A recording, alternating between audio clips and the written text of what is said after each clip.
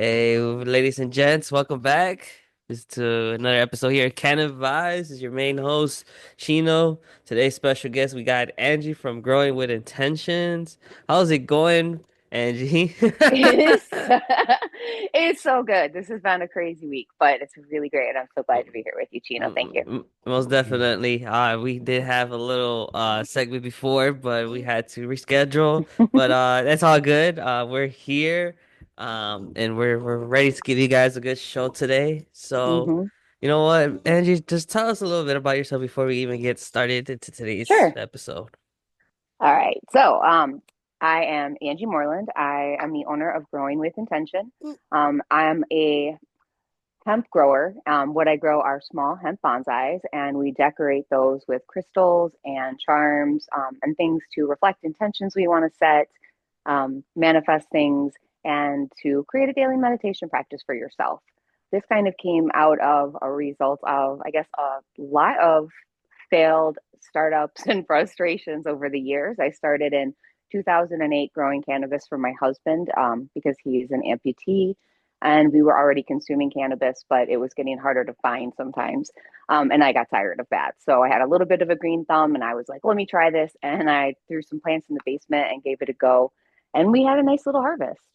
And I was like, wait a minute, this worked? Holy crap. Okay. And that kind of kicked off my knowledge of my adult green thumb. So then I started growing other plants and went back to school for my horticulture degree, graduated from that, and was looking at cannabis companies because they were all being built at that time. Cannabis was coming online. It was like 2013, and facilities, they were projecting facilities. No licenses were awarded. Like it wasn't legal till 2016, but they were already getting ready. So how was that then? Like, It, was just yeah, yeah. It's tell me, how it was was it like then? random, like, hey, we're going to build this 10,000 square foot facility and we want somebody to tell us how to build it. And I was like, I can't tell you how to do that. I just graduated school. Like, I've worked in two greenhouses. So they were looking like for a lot. And But then what? And then prior to the two greenhouses, where was this at? Was it a different um, state? no, like I was growing here in Illinois and then living here in Illinois. But then, like here in Illinois, like legalization was starting to be a thing. Like it was voted on, and they were starting to build facilities. And I was graduating college from just Joliet Junior College, and there were people that were building these facilities that were trying to get licenses that were already looking for growers and people to help build their facilities. I didn't have experience for that. Like Gotcha. I knew how to grow cannabis, but I didn't understand filtration systems. I didn't understand irrigation systems, so I was like, well, that's just way out of my league. And I thought it was kind of crazy that they were looking at junior college people too, but I was okay, whatever, cannabis. And I didn't think it was going to happen. I thought the whole thing was just never going to happen. Illinois wasn't going to take off. And I was pretty wrong. I'm So I'm I did. guessing they were like, fuck it. I mean, I guess if it works, it works. If it doesn't, oh well. I mean, they But had money and they were just building buildings at the time, right? So they could sell it as a factory if it didn't work. gotcha. So then I guess my question is, you think then every I guess grow greenhouse or whatever is built like Hmm. a factory just in case, or Yes, like yeah. Oh, they all are. I know they all are. In Illinois, they're all built indoors in some sort of a factory. Some of them now have like an open roof system where if it gets really hot, it can vent and they get some natural sunlight.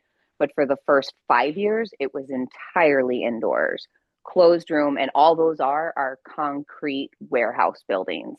And then they make concrete boxes inside of those, and those are then your grow rooms, your processing areas, your dry spaces, packaging. It is just one big concrete square. That's all they have to build, and then they make whatever inside in the configurations, and they're constantly knocking down walls and moving things. So I mean, they're built to be temporary, really. wow, that's crazy. And Yeah. like I guess like based on like your knowledge and like your experience within the industry, like do you really see every greenhouse being like a temporary space? I think they build them as temporary spaces. I don't think that's been a great solution. Now I've been growing for over 10 years, so I understand how these filtration systems and all the irrigation works. And they don't have like a lot of times good sealing between rooms. They don't have good sanitation processes. And you're in a inside room. So even though you can kind of hose things off, it's not the same as like with a regular greenhouse. We are getting better. Like there's new technology, UVC sanitation. It's like taking a UV light, like we learned this from COVID. And you can run the sanitizer inside of a room, and anything that light can touch, it will sanitize. But that's a really new technology. Um, and it's something that like cleans the room afterwards.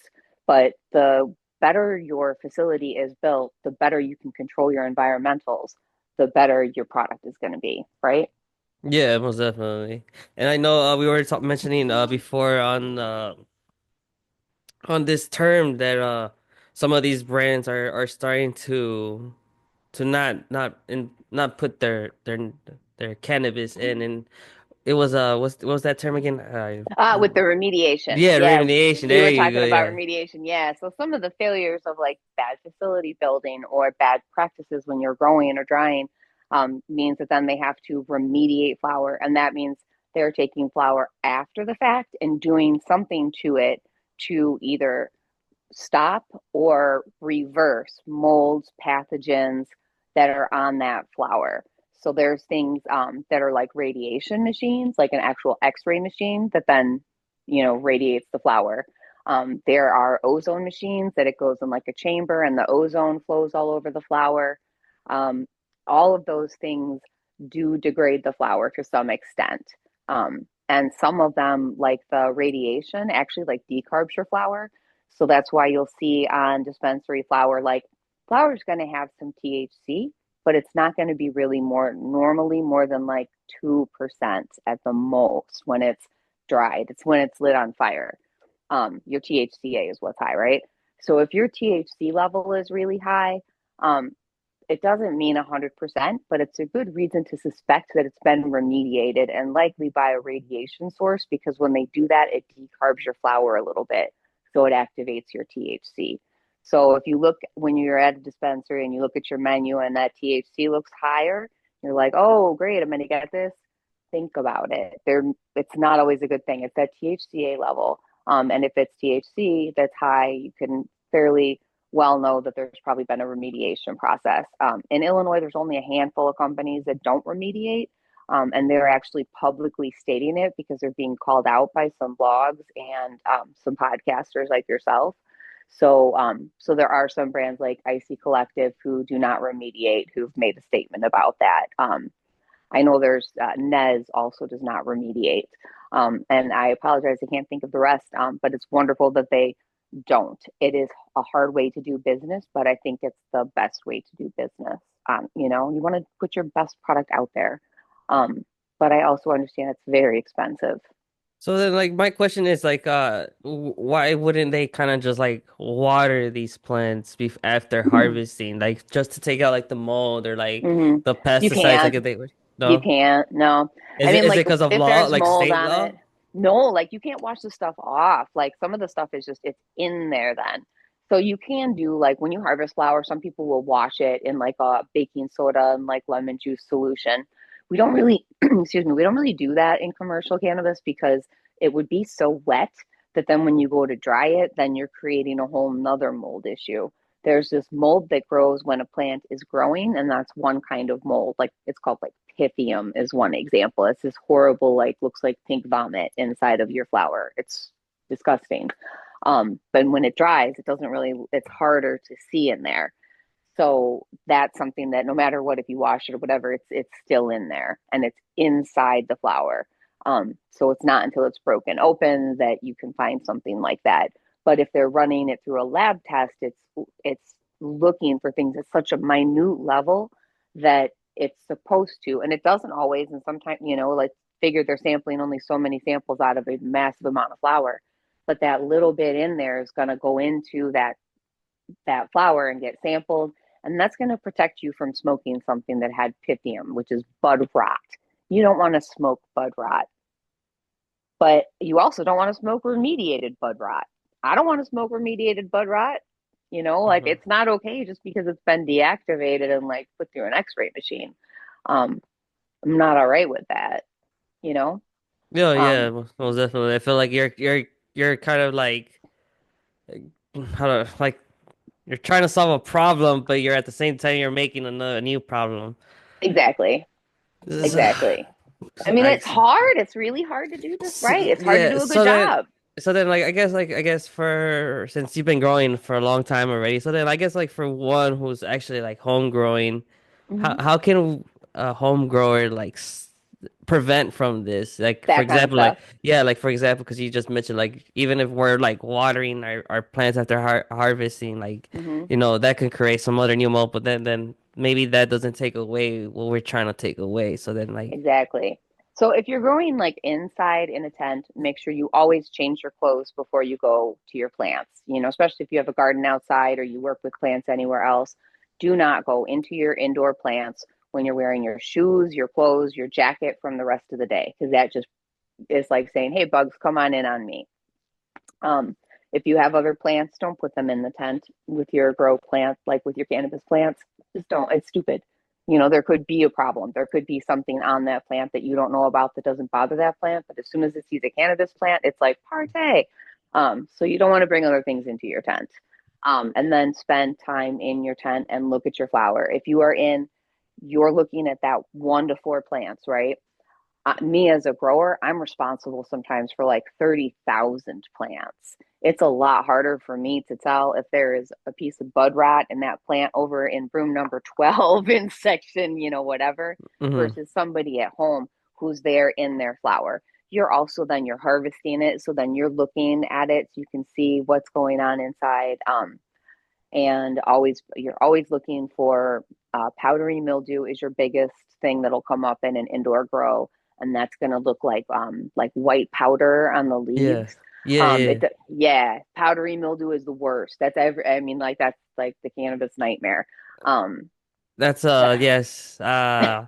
See, I you don't can know. prevent though. There is this cool treatment you can do that is with like I'll have to send it to you so you can put it in the notes of this. But there is a biological you can spray that's perfectly healthy on your plants that Uh, triggers this response in the plants and the roots that sends this hormone to the plants that says, I am immune to you. And it stops the powdery mildew. And it's something like that occurs in nature. see, I'm not sure if you heard of this, but I grew this past summer. Mm-hmm. I grew 3 plants, and I was getting help by one of my friends, and they were like, you know, teaching me along the way, which is pretty cool because it was I don't know how I would have done For without him, sure. but he was telling me to like I guess prevent the mildew to spray your plants with milk mixed with water, something like that. That is one thing. Yeah, you So can so do that. so is that Yep. actual like Yeah, it is legit? actually something. Wow. Yeah, the lactic acid. Yep. So in milk, there's lactic acid, and the Yeah. acid breaks down the spores on the surface of the leaf. But if you do it inside, you can end up having your stuff smell like milk. So you don't really want to Yeah, no, necessarily do luckily it. I was growing outside, so like it But was in my yeah, backyard yard. So yeah, so when yeah. it was getting close to that time to harvest, and he was like, "Watch out for the mildew." Yes, preventative. That's it too. Yes, Prevention. If you know, like, okay, my flower's getting bigger, it's more humid, so then it's more prone to mold. Because just think about it, it's got more pockets for moisture to sit in. And so those are the times that you're looking for that. You're not really going to you don't have to worry so much about mold when it's young or anything. Then you're hmm looking for like powdery mildew. You're making sure it's growing strongly, it's getting its basic nutrients. I'm a huge fan of using like a dry nutrient, especially like for somebody who doesn't have a ton of experience growing. And even if you have experience growing, like I have all these tiny plants, I have found that dry fertilizers are great because you have less burning. So for young plants, dry fertilizers if you can do it, and then always watching, paying attention, look at your plants every day. And if you no, have grower friends, like hit them up. I think all of us love if you grow plants, you love talking about it. yeah, So most definitely, because they're just another living thing. I just changed my whole point of view of cannabis when I was growing because like I would actually catch myself like every day like just being outside in their mhm, environment, just being smoke a little like a little joint or whatever, dab a little bit outside, but like just mhm. be in that environment and it was like a whole complete vibe, just Yeah. You And know, now you know why my company was born, dude. You said it right there. Because yes. I would sit with my plants and meditate. So yeah, so that's pretty cool and all. We all Um, do it. and so yeah, so I'm a little baked right now. So before I even started this podcast, we did actually a review Mm. on some blunts. So yeah, I'm pretty stoned right now, but I am dabbing on this show right now. Yes, I still got some Midwest terp stuff right here. Some Woohoo! Love the Midwest Terps boys. lemon cherry gelato right now. But what you talking on right now?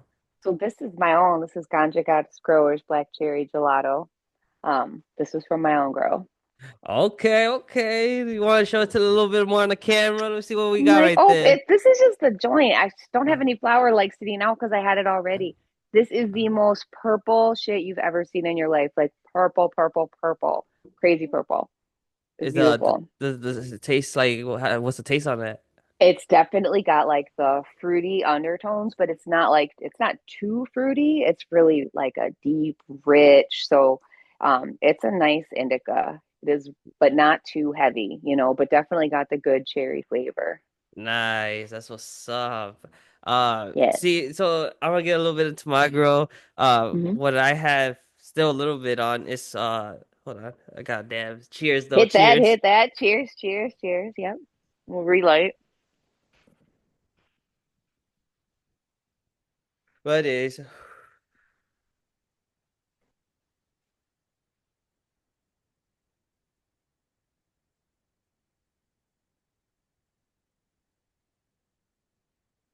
Whew. I got I had what's called lunch heart-shaped lunchbox. Um Oh. yeah, and the color on it, it was very green at first, but then I guess because they were still outside when it was hitting October, early October, so of Mm-hmm. course with the temperature changing it started getting a little purple Urkel in there. Mm-hmm. So after trimming it and harvesting it, I got there's a little bit of purple mixed with green in there.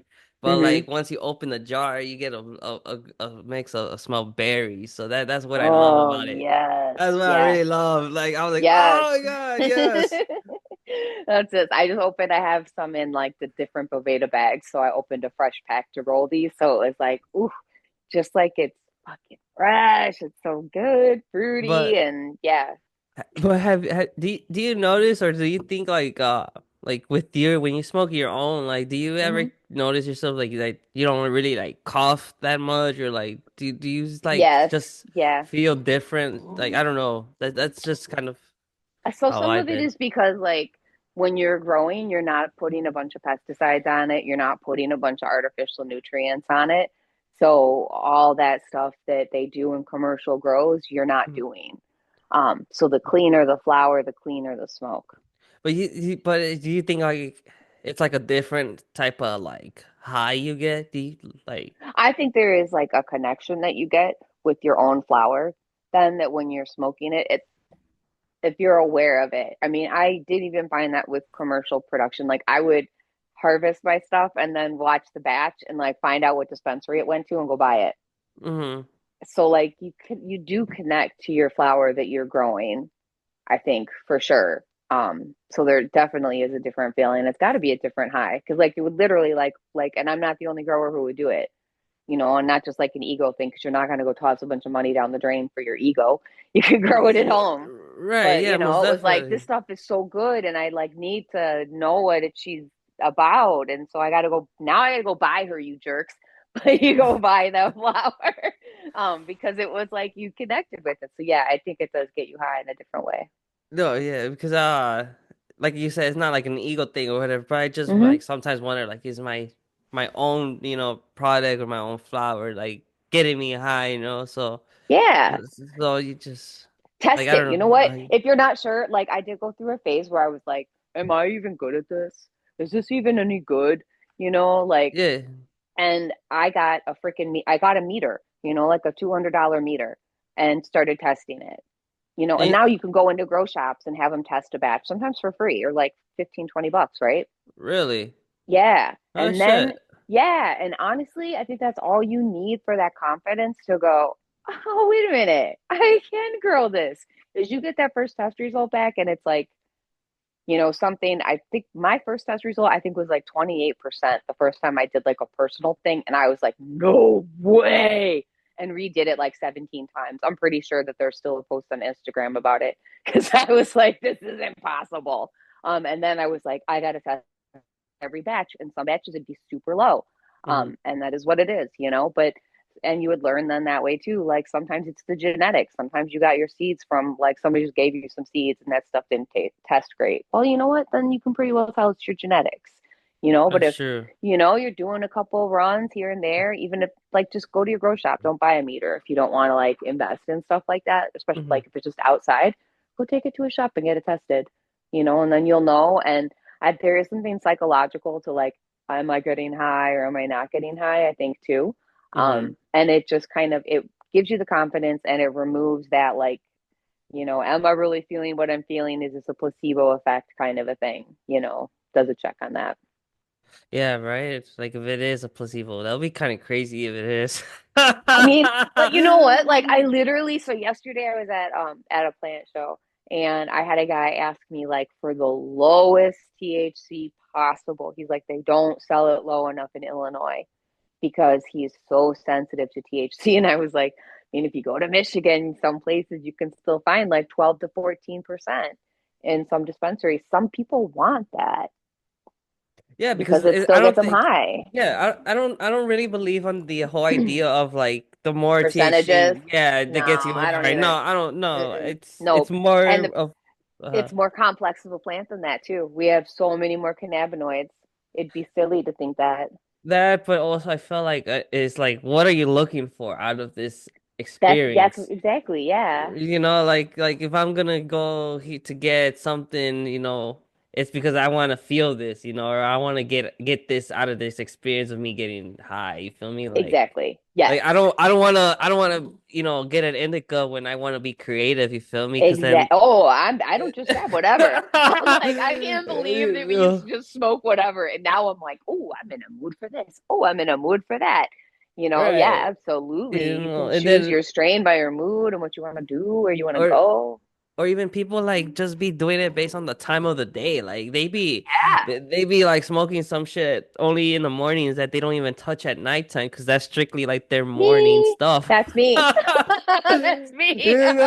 See, no, I'm the person that I'll be like I'm in the mood for this, although it's not even the right time, but it's just because Oh, like yeah, you no, just that's love the cool way you feel, too. like, you be like, I'm Oh, feeling yeah, this yeah. today, I like just I know I've learned like don't have a heavy indica in the morning. I know I can have an indica any time of any day, anytime, any day, whatever.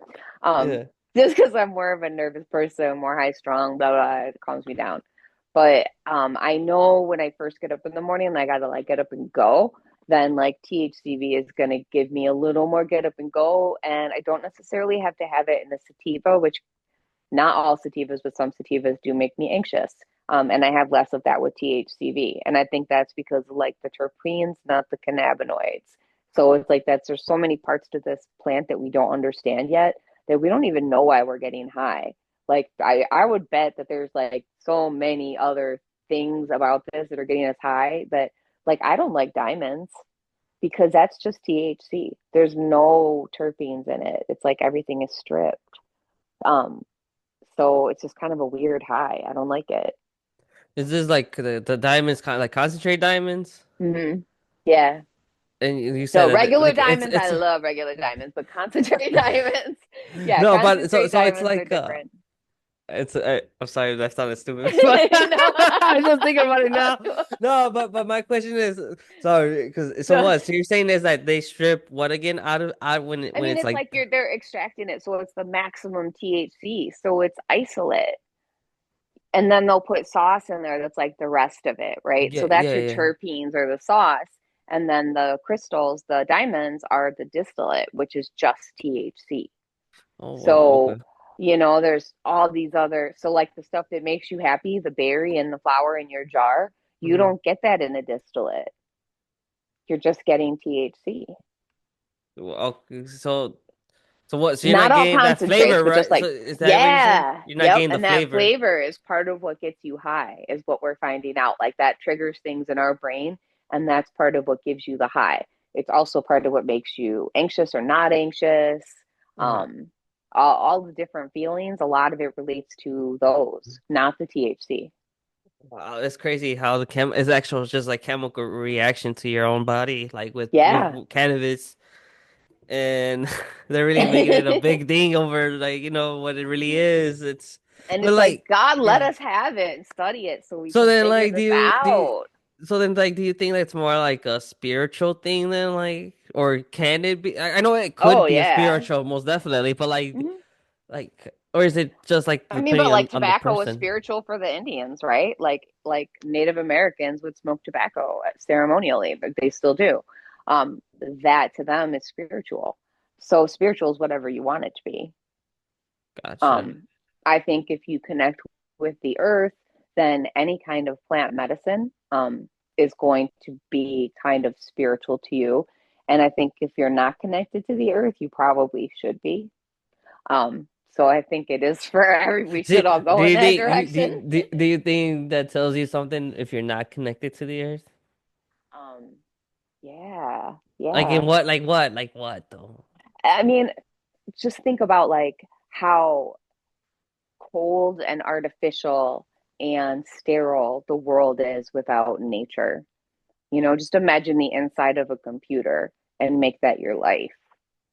Like, yeah, Yeah, who, I don't know. That's too much of a headache right there for me if you think That's about it. awful though. It's awful. So like when Yeah, you strip all of the nature away and like that's humanity and humanity is nature. It's not just about being humans. I think it's like maybe that's it. We're get stuck in this humanity like it's all about humans, but it's all about the world and creation and the plants that we're with, the rocks that have been here for a billion years, the soil that is not a renewable resource, the water that is been around, it's the same recycled water for a billion years. Like the universe is crazy and there's so much going on and we don't stop and pay attention to it and listen to ourselves, and you can't hear yourself in an echo chamber, which is what just like a big loud box like those containers that they are making all these grows out of.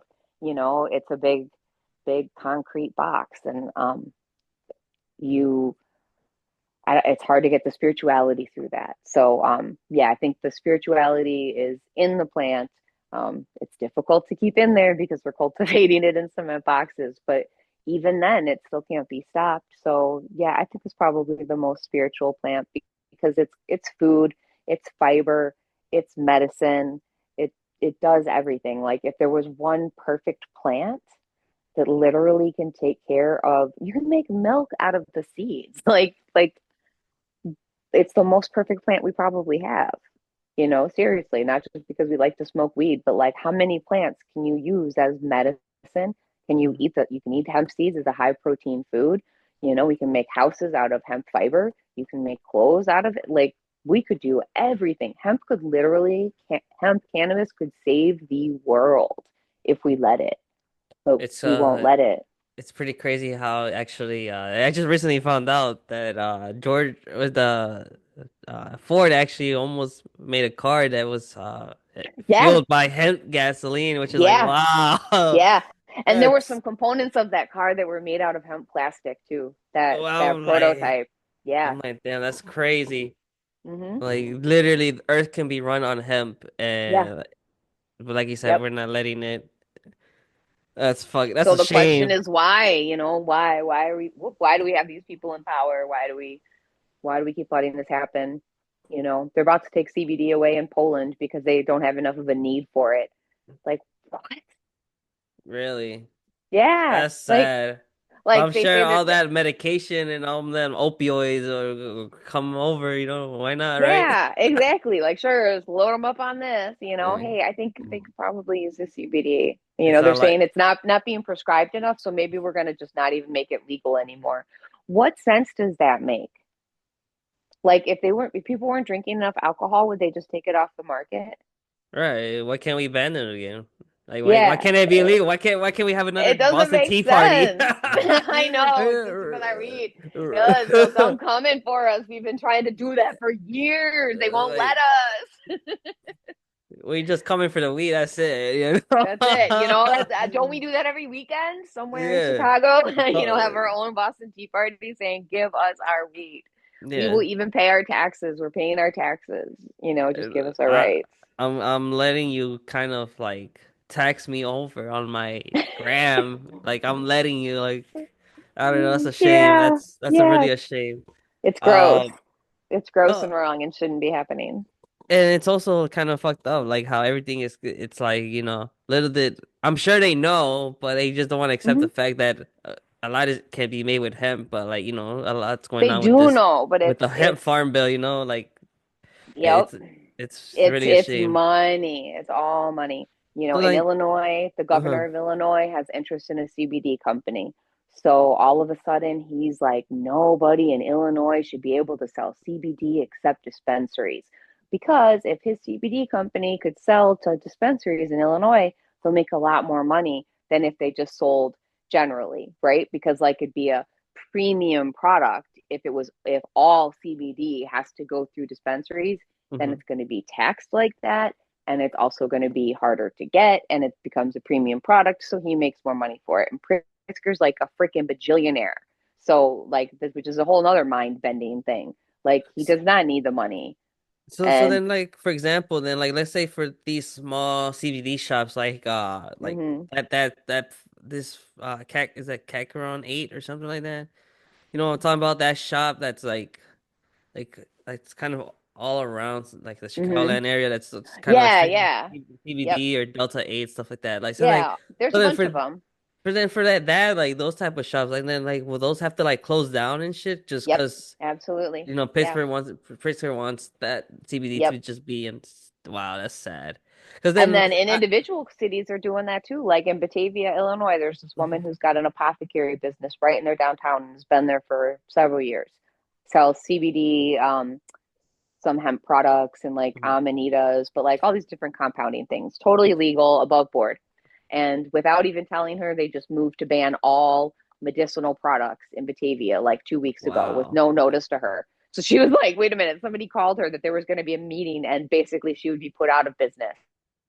So she had to wow. like get there to the meeting and like advocate for herself very quickly. And like, you guys are literally going to put me out of business, a well known business in the community who has never had any problems, never had any issues, no complaints, nothing.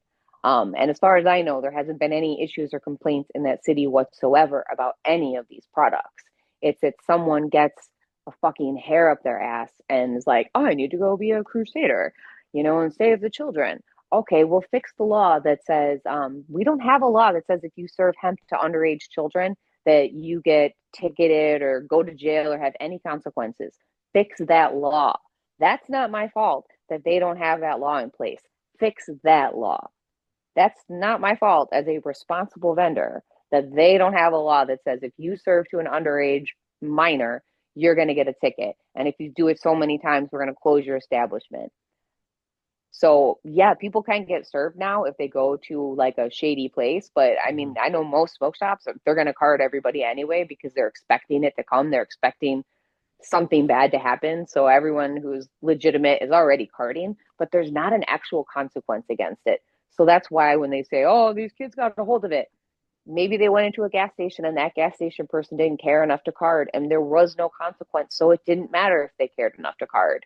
Well, how is that the rest of the industry's fault?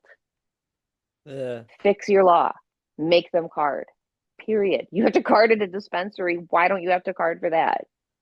for It sure. does. It makes no sense.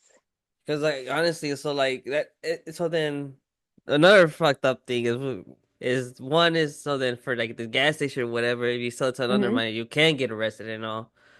But for hemp, you can't. There's no Right. law for that. Nope. Does that make sense? Like, No. does that really make No. that like this And that's really? why every time they say, like, we need to do this and protect the children here in Illinois, and I'm like, you need to protect them from the You, shady shop dealers who don't care. that too, but then it's like if you were trying to protect them, like And then yeah, and if you educate really want them. to, yeah, educate them, educate the public properly. See, so then it's like, Age gate. Every controlled substance, they do what's called age gating, right? Like you go on a yeah, website and it's age gate. What? It's not that hard. I don't know. It's like as much as you kind of educate students like on sexual education and all, like why Mm-hmm. can't we start educating them on like Yes, cannabis, responsible you know? because Because yeah. like I'm not saying that every kid is gonna smoke weed or not. Oh shit, my popsicle was about to fucking fall. But Don't do that. I'm not saying that every kid is gonna start smoking. Right. It's not it's like not like every kid is gonna start having sex once they No, but are they should learning it, you know. understand But yeah, what it does right. to our body. Just They should just understand that their brain is still developing and maybe they shouldn't try it until they're 21 or 22 because your brain is still developing. And if you have the knowledge, you can make a better decision, right? Instead of just right, being everybody says no. Well, there's a reason we say no. It's not right. necessarily good for your brain, but everybody's different. And Most definitely, yeah. So I think that's for sure. Like one, I think education is a big part into this, yeah, and like especially into this topic in general. yeah. Although we are already in 2025, but some people are still living a few years behind. When you know you Hmm. gotta wake up, buddy. You know. But Hey, like, no, but yeah.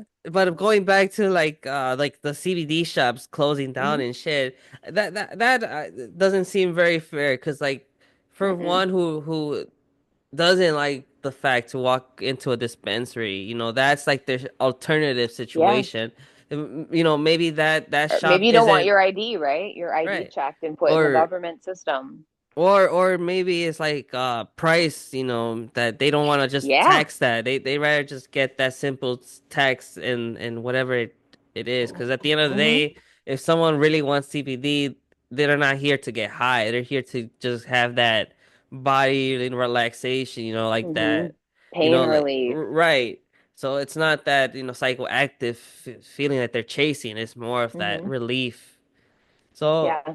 that's really a shame, and It's something that because I started as a medical grower, so we mhm. saw it be where like we were buying CBD when I was a medical grower. We would buy it from a CBD grower. Then they would infuse tons of our products with it. We had lotions, there was RSO of every kind, and you could always get CBD RSO, and you could get like RSO by strains. And when it was medical, like that stuff was prioritized.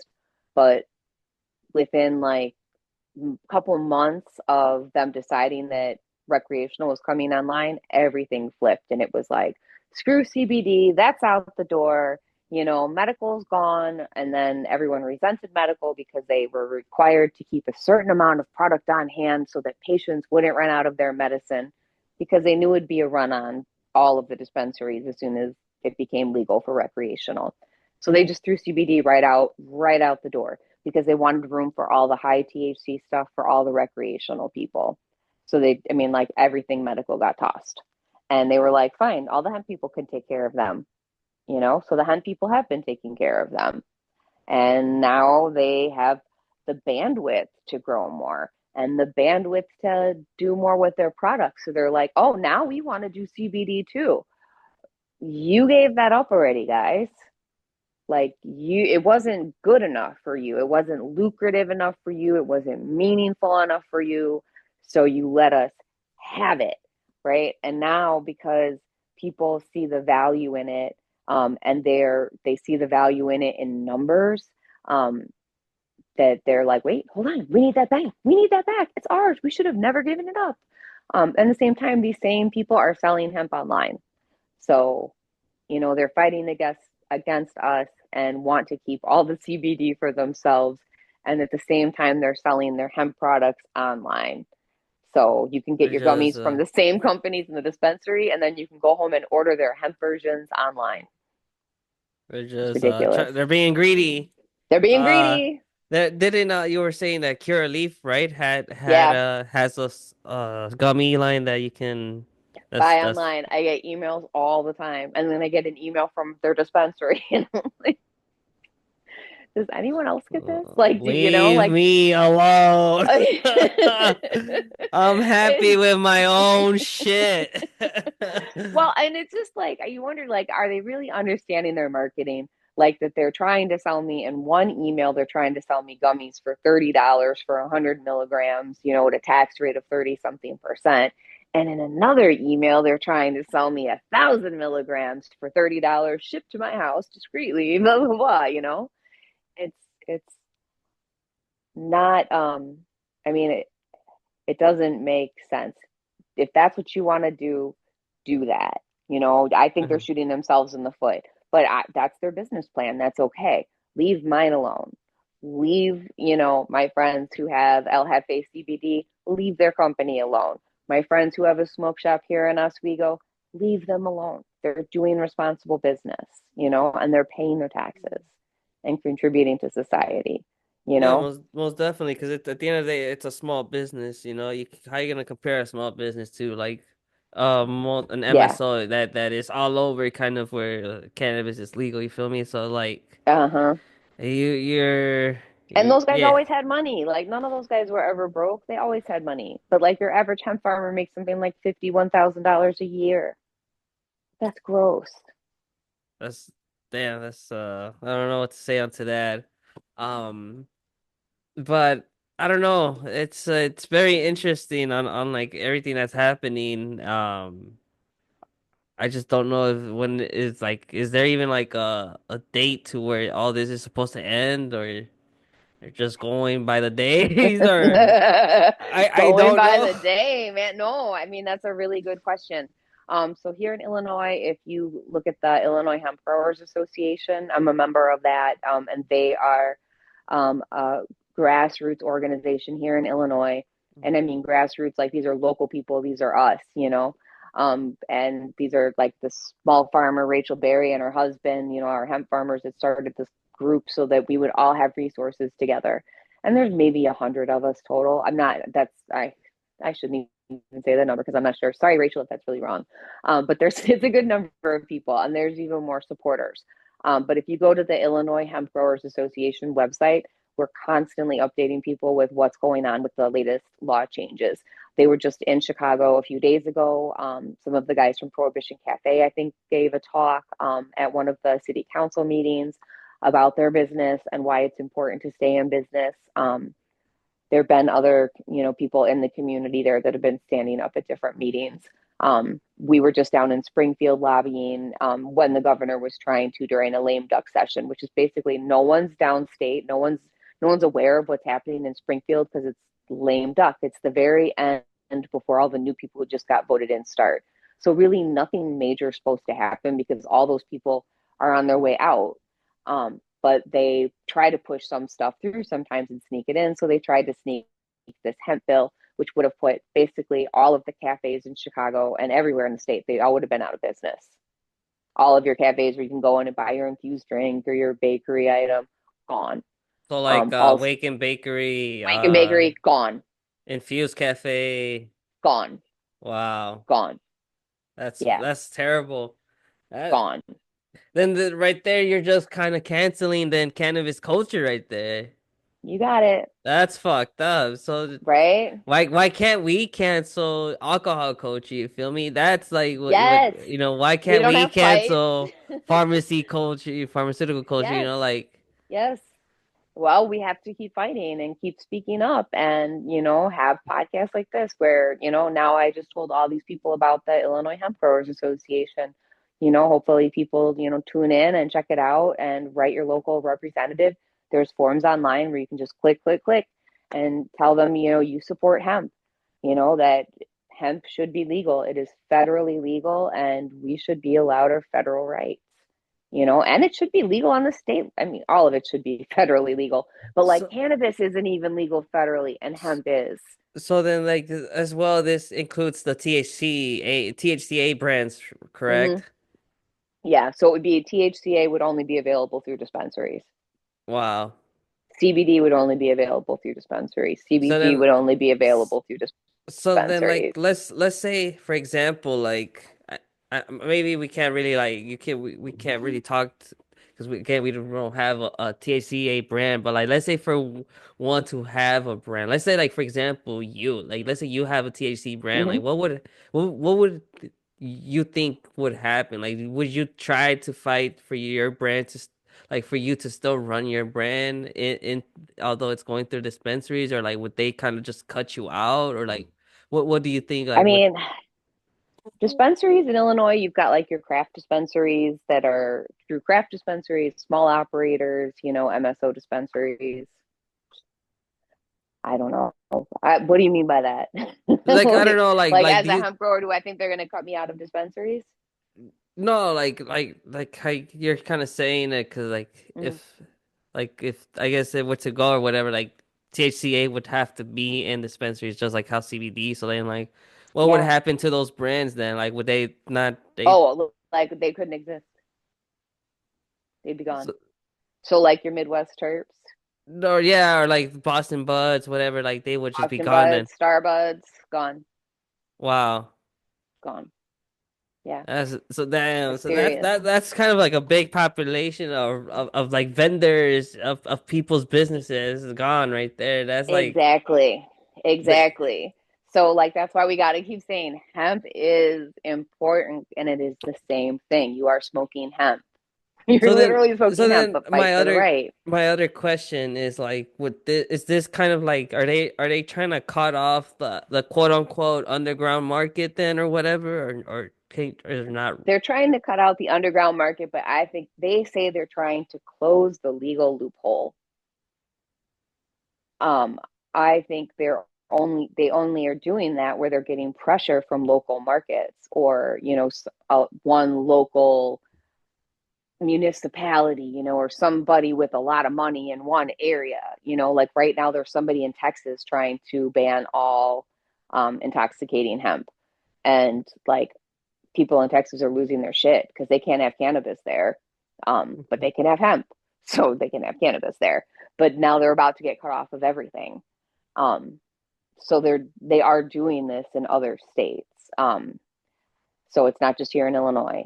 And everybody has to start speaking up and fight for the rights of small farmers, small businesses, because most of the multi-state operators are good sized and have good sized lobbyists behind them. Some have good intentions. There are big companies that are great.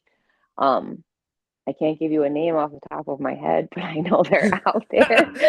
Wait. Is it because you don't know? You don't know, or is it because you don't want to say?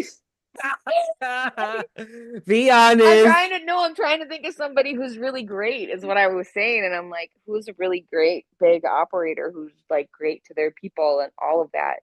I know they're out there. Please tell me who you are. Send me your information so I can talk about you. Um, Please let us know you because know, Canna wants to know too. yeah, like, are you hiring? Because lots of people are looking for work that are hard workers and are great at what they do. Like, So yeah, but it's it's hard, funny. you know. I mean, Yeah. I'm realistic. It is a hard business, it's a hard industry, and you have people who have a lot of money putting their faith in people who they don't understand. Like, how do you even know if a grower knows what they're doing when you're like some billionaire, and you're in your like third retirement or something, you think you're going to start a cannabis company. I mean, they're kind of the whole approach is kind of idiotic, right? Like, who starts a business like that? But cannabis seems to inspire in people this thought process that if they have enough money, they can just make it work. I mean, I think it has been a very inspiring like thing for many people. Like, I Hmm. mean, look at Oh us. yeah, yeah, I no, in a mean, great way.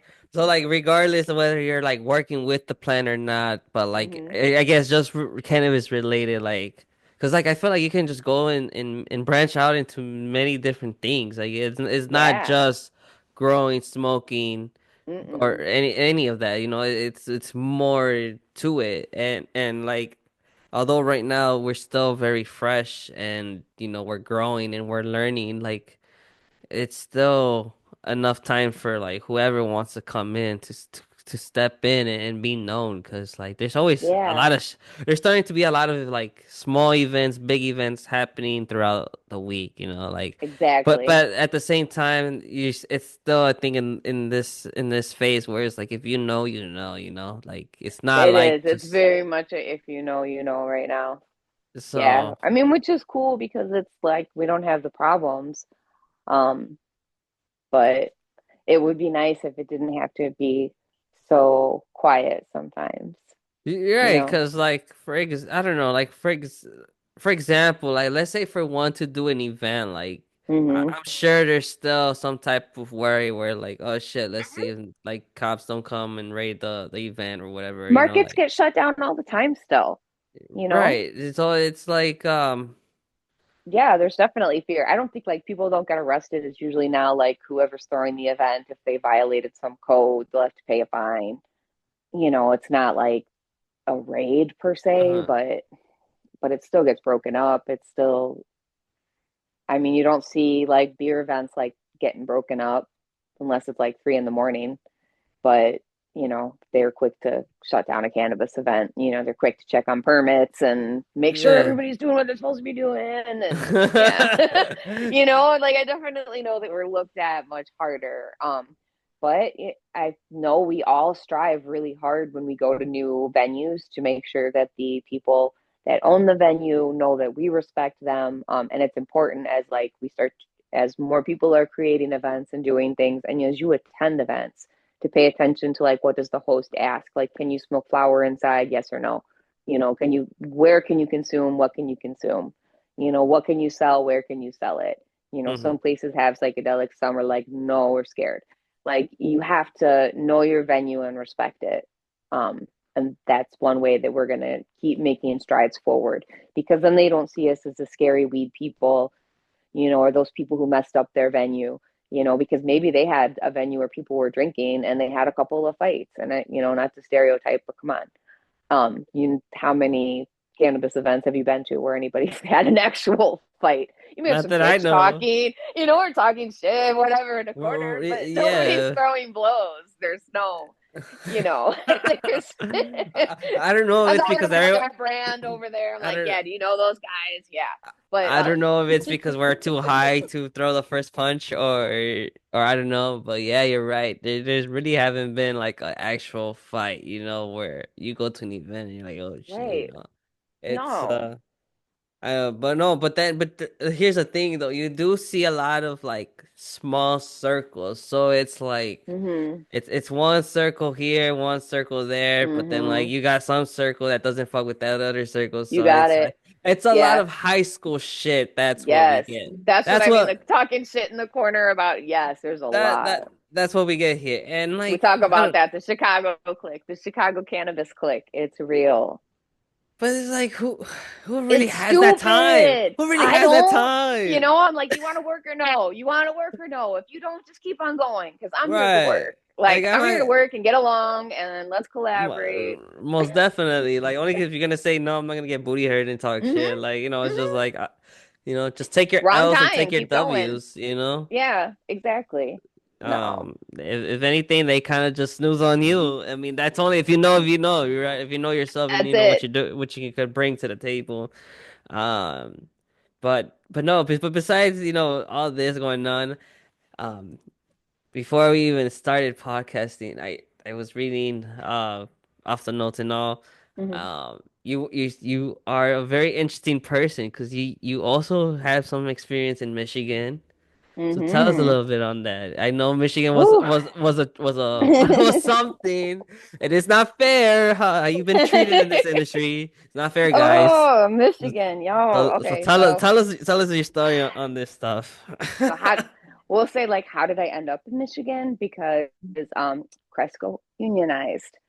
As cannabis got a little bit uglier, as recreational came online, unionization is something that the Illinois cannabis law said when they built these facilities. Oh, you have to let the unions come in if they ask. So when things start to get tense labor wise and they start asking for lots of overtime and conditions start to get worse, people start to talk about unions.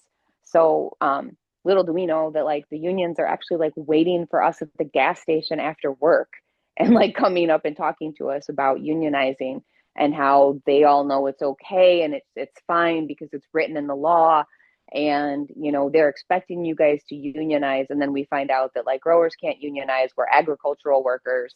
If you are an agricultural worker, if you grow plants in the state of Illinois, you're not guaranteed minimum wage, you're not guaranteed benefits, you're not guaranteed overtime, you're not guaranteed anything. So finding that out, and then they closed the grow in Joliet where I was Wait, working for Cresco. so my question is that how they Mm-hmm. kind of approach you then? Like, did they, Yep. so, Showed up so at the what? gas station and Wait, they so were like, tell us how that go then. So how, tell us, it's tell so us. weird because you're in this, where we were at was like this place where it was all just shipping facilities, all warehouses, and then like we were this big weed warehouse, and then there was one big truck stop. There's no restaurants, there's no gas stations, there's one gas station, one truck stop.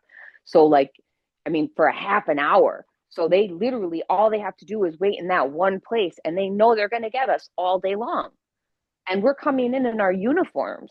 So, and we smell like we just came out of a cultivation facility. So we're sitting ducks. And it's just like, hey, we're the union. Cresco knows we're here. And we're like, really? Oh my God. So wait, Really? so then what? So like you So would you walk also, into it was the like, wait, is this like, are they like, is this like the undercover way of saying it's okay because we're really supposed to be doing this? Like, is this a trick? Like, what is this?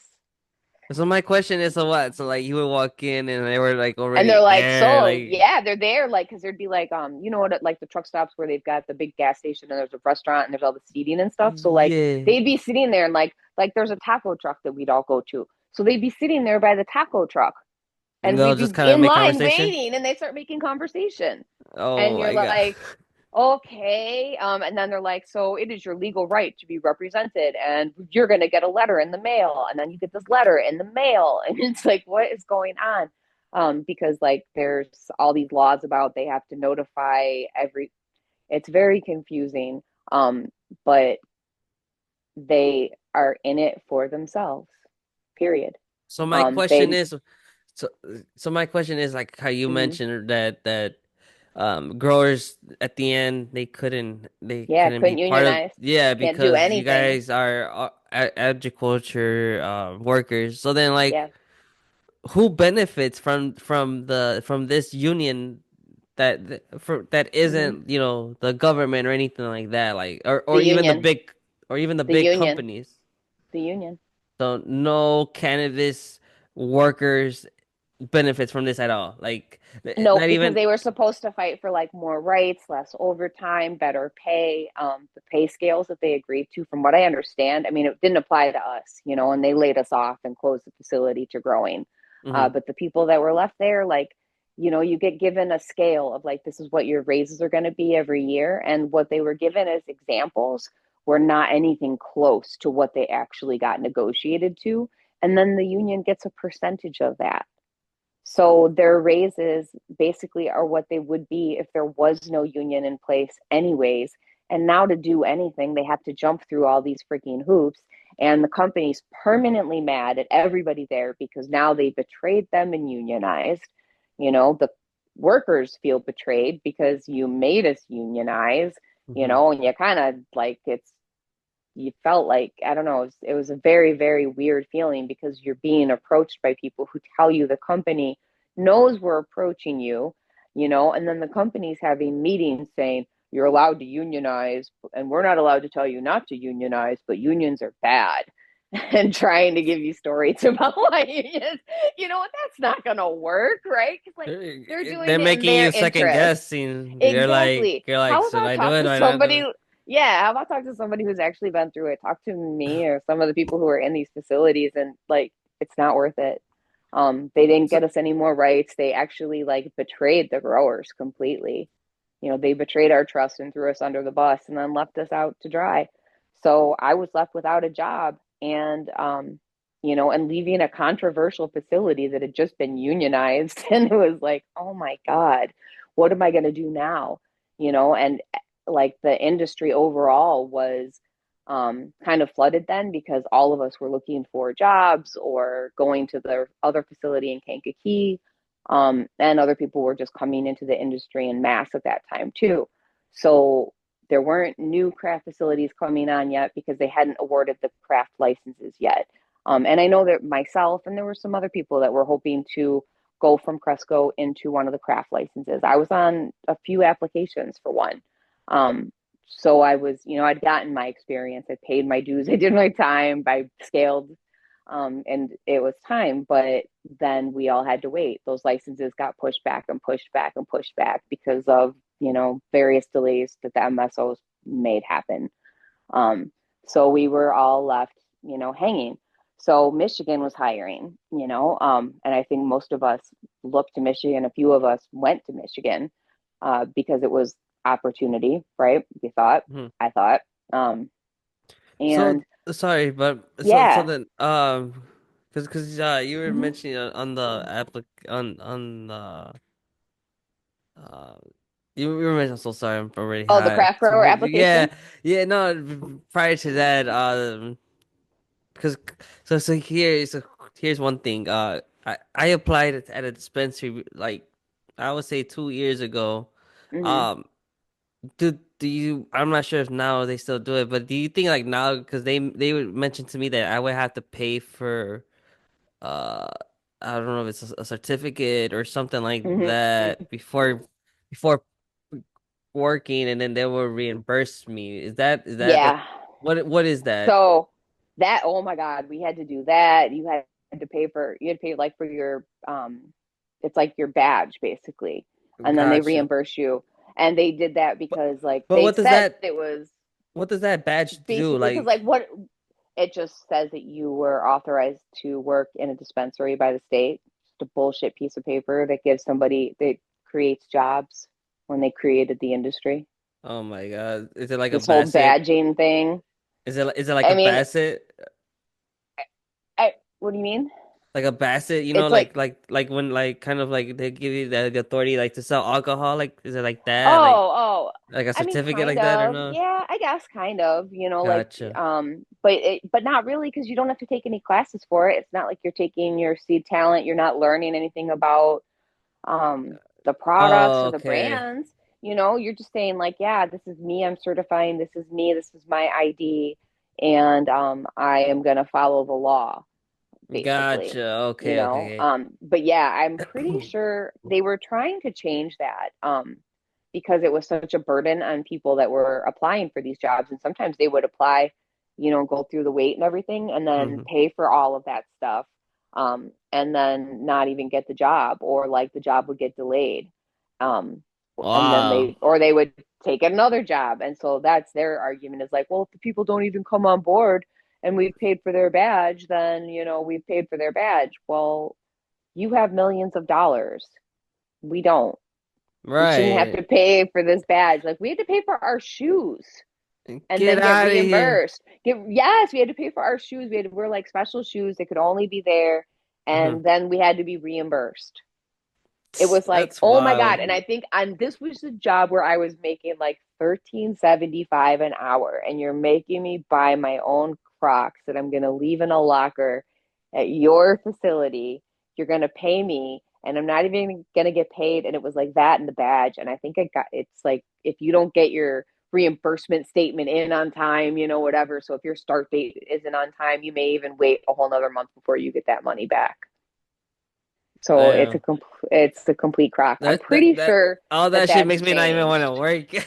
I know. I don't think that that's. I'm pretty sure they changed that. I don't think that's the case anymore because of that, because it was such a burden on employees and people that were trying to get started in the industry, that changed. Yeah, I'm not well, 100%, but I believe that that's not the case anymore.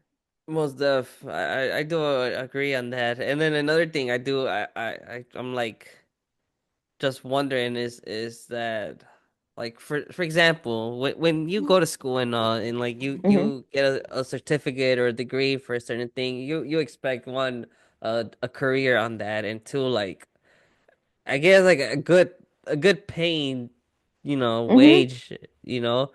Yeah. So but like I don't know. Again, I don't know now how it is now compared to when, you know, I was looking for jobs in the industry. Hmm. But like I have a certificate as a dispensary technician under my belt. Hmm. Um and like I don't want to call out the brand the dispensary because I low key still be going over there. All But good. I mean, but I still be going. Anyways, I did the interview and I got mhm, the job and but they told me the wage and all and prior to where I was at I was making more than what they were offering me, so yeah, I was like I have a certificate under under this, yeah, and like can you guys something with because I have something yeah. in my head I'm like It makes uh, sense, right? I show them this, they should be giving me something better than what they're offering me, but Right. no, they're like at the end they're like, no, like that they didn't care if I have that or not, and I'm like, wow, like And that's a that's why shame, people that's get so bogus. mad. Yeah, but that's why people get so frustrated with dispensaries and like, this guy at the plant show yesterday asking me for 14% THC. He's like, I go into a dispensary and most of the people don't have an education in it. They don't, they're just like, yeah, get this concentrate. Yeah, get this whatever. They haven't taken the time like you did to get that certificate. And it's the same with the grow. Like when I started at Cresco, growers were making like $18 an hour, and then that went backwards down to like $14 an hour. What? Yeah. They were Tell me people how that people were happened. we're still I mean, staying like we or had no, like you don't get once you get to a certain rate, they can't reduce your wage without going through a whole bunch of stuff. Like they have to change your job and all this. But like I'm saying, the new growers that were coming in, they'd start them off at like 13.75, and then wow. hold them and never ever let them up. Where like if you were in the very beginning, you got a little bit more because I feel like they thought you were taking more of a risk. Hmm. When I started, they gave us like all the lawyers' information because the police would come in regularly. We would get followed leaving the cultivation center. There was one What guy, what one of my bosses got searched because he smelled like weed when he got pulled over, and they like searched his entire car, tore it apart. And it was just because his uniform was in his car. wow. And like you well one like you can't really like do anything about that, right? Because like you can't really like Mm-hmm. tell the law like, oh, the officer kind No, of harassed me because I was smelling like weed and because I work in a right. cultivation center, you know. But Yep. that's I where mean, you like show them your badge, but it was like, there was still such a hardcore stigma about it that hmm they were like they're still going to push every button they could. It's not as bad. It's not like that now to that extreme. I'm sure that people are not leaving a cultivation facility and getting followed like we were in 2018. Like I'm sure that doesn't happen now. Like the state wow. police are not like, waiting a half a mile down the road and then let's see how far we can follow them and see if they make a mistake so we can pull them over. Because if they work in that facility, they probably got weed on them. Like we literally get targeted, and I don't think that happens like that anymore. Did you ever get And pulled it's over?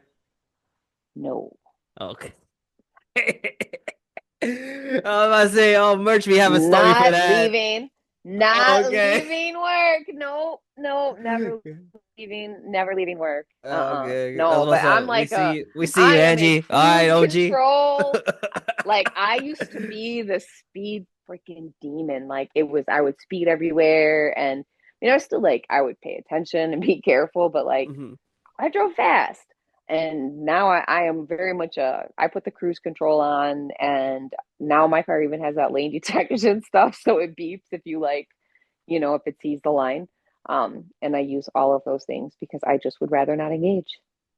I have friends that are like, yeah, fuck the police. My nephew's a cop. And I respect that. I respect him. He's not against cannabis. Like in his department, they're not allowed to consume. But hmm he's waiting for the day that they can because he did before he was an officer and he wants to again. They're not all like that, but there are some that are. And, hmm I'm afraid that we could go back in that direction again if we're not careful. No, yeah, I think that's the scary thing about this overall is like I guess whoever is We're really in not good charge. yet, guys. We're not good yet. Yeah, well, yeah, whoever's in charge can literally just flip the switch on everything, and we're Yeah. all kind of screwed here. That's what Uh, I'm saying. We're not good you yet. We know, have to stay aware, be in the fight. Politics suck, but you have to be in it. yeah, I think that's why I'm really in it, just to see what's up with it. But no, but I think cannabis politics is it's a different and it's very interesting though. Hmm. Because it's not like your ordinary, politics stuff, because one, it gets to I deal don't with know. There's cannabis. money, drugs, Right, money, drugs, power, bad decisions, bad decisions. like how they did with the NBA, how they kind of, I'm Hmm. not sure if you follow the NBA or not, but for all my listeners who So, do, yeah, if you guys know, you guys know. But going back to Michigan, I know we kind of mm, looped through it, but I know you do have us a story on oh Michigan. yeah. So so so you so got to Michigan. Michigan. So I get to Michigan. I get recruited hard to go up there. I tour the place, and I'm like, cool. I get told that this is places where it was founded because the owner's daughter was one of the first medical young like kid patients in Michigan, chronic pain issues, whatever, and like it saved her life, and he was doing all of this for her. So it just felt like so good, you know. I'm going from like this cold environment where they hated us in the end, you know, like where I loved it, and then it turned out they hated us and kicked us out to now I'm going to go to this place where this guy's bought this farm for his daughter to make her healthy, and like they're going to grow great cannabis, and they want me to come and grow great organic cannabis. And I get there, and like there's only two walls to the greenhouse. um and they're like, the rest is coming, it's being built, you know. I meet a couple people, and I'm like, okay. I come home, and I'm like, it's rough. To my husband, it's rough, but I think I can do it, you know. They say they've got the funding, you know. We're building this greenhouse, we're going to have all these plants outside, you know. There's going to be an outdoor head grower because that's not my background, you know. Like I've grown other plants outside but not cannabis. He was coming from California, so it was like ideal, right? You know, cultivation indoor scale grower from Illinois meets, you know. And we talked on the phone a bunch, and I was really excited to work with him, and you know, feeling was mutual. And he got told like 2 days before our start date that he was not going to be employed there after all. He didn't have a job. And they didn't tell me. And they asked him not to tell me. And he was afraid to communicate with me to like violate anything, you know, because Mhm. all of this, you like, you've got contracts and NDAs and stuff you're signing. So they're like, you can't tell her. So I show up for my first day, and I'm waiting to see him, and I'm like, HR comes in, and I'm like, hey, and she's like, yeah, so you're it. You're gonna be the grower. And I was like, wait a minute, hold on a minute. I am the grower. But you mean like the only grow, like all of it, indoor and outdoor? She was like, yeah, indoor and outdoor. So the other gentleman had a felony conviction, so we weren't able to bring him on board. And I was like, you knew he had a felony. He told you that. And she's like, yes, but our insurance company or some, she gave me some bullshit excuse about why he couldn't come. It was bullshit. Basically, the boss, the owner of the company had one hire. The director of operations had another hire. I was the boss's hire. The ops director hired the guy from California. And it was like they were having a competition to see who was going to get the winner. And for whatever, I think they just didn't want to pay us both because it was a good paying job because it was a lot of work. But it was like, then they didn't give me any more money for giving me twice as much work with half of the staff. Half of the staff was they were like in rebellion. I had people walk out on my first day because one of the guys who already worked there thought that he should be running the whole facility and was pissed off that he didn't get the job. Wow. So they like walked out. I mean, it took forever to finish the greenhouse. So there were nights I'm out there adjusting plastic sheeting at 2 a.m. in rural Michigan, you know, checking space heaters in this greenhouse because they brought plants. They dug plants out of the field outside and brought them into the nursery, and then had plants growing inside a half built greenhouse. And I don't mean the workers, I mean the owners who did not have the sense to know, like, in a cold, hard Michigan winter, you don't put plants in a half built greenhouse. Um, So they like had things where they were putting in metal fittings over the plants, and then we had electricians like screwing fittings in to fixtures, so like metal shavings falling into the flower because they, yeah, you Oh my don't God. put Okay. So you're plants, you don't have a working greenhouse with like working construction. so you're telling me that the construction or the electrician was drilling metals and the dust of the metals falling in the plant. Oh my God. This is Because you have an horrible. ops director So coordinating all of this who's not a cannabis person, who um, hates cannabis, doesn't like cannabis people, hates the smell, hates everything about it. But he's friends with the owner. So he's the operations director and he's making wow. all these decisions and he doesn't understand plants because he's an IT guy. And the owner had been an IT guy, so that's why they were like buddies. Um, they spoke computer together, I guess. So it was that. It was they So dug up pretty plants from much the outside. yes. They had moms that were males, and so I had a How long greenhouse. did it take you for you to notice that? But It I'm was so about I'm a guessing month. It was so I'm about a guess month.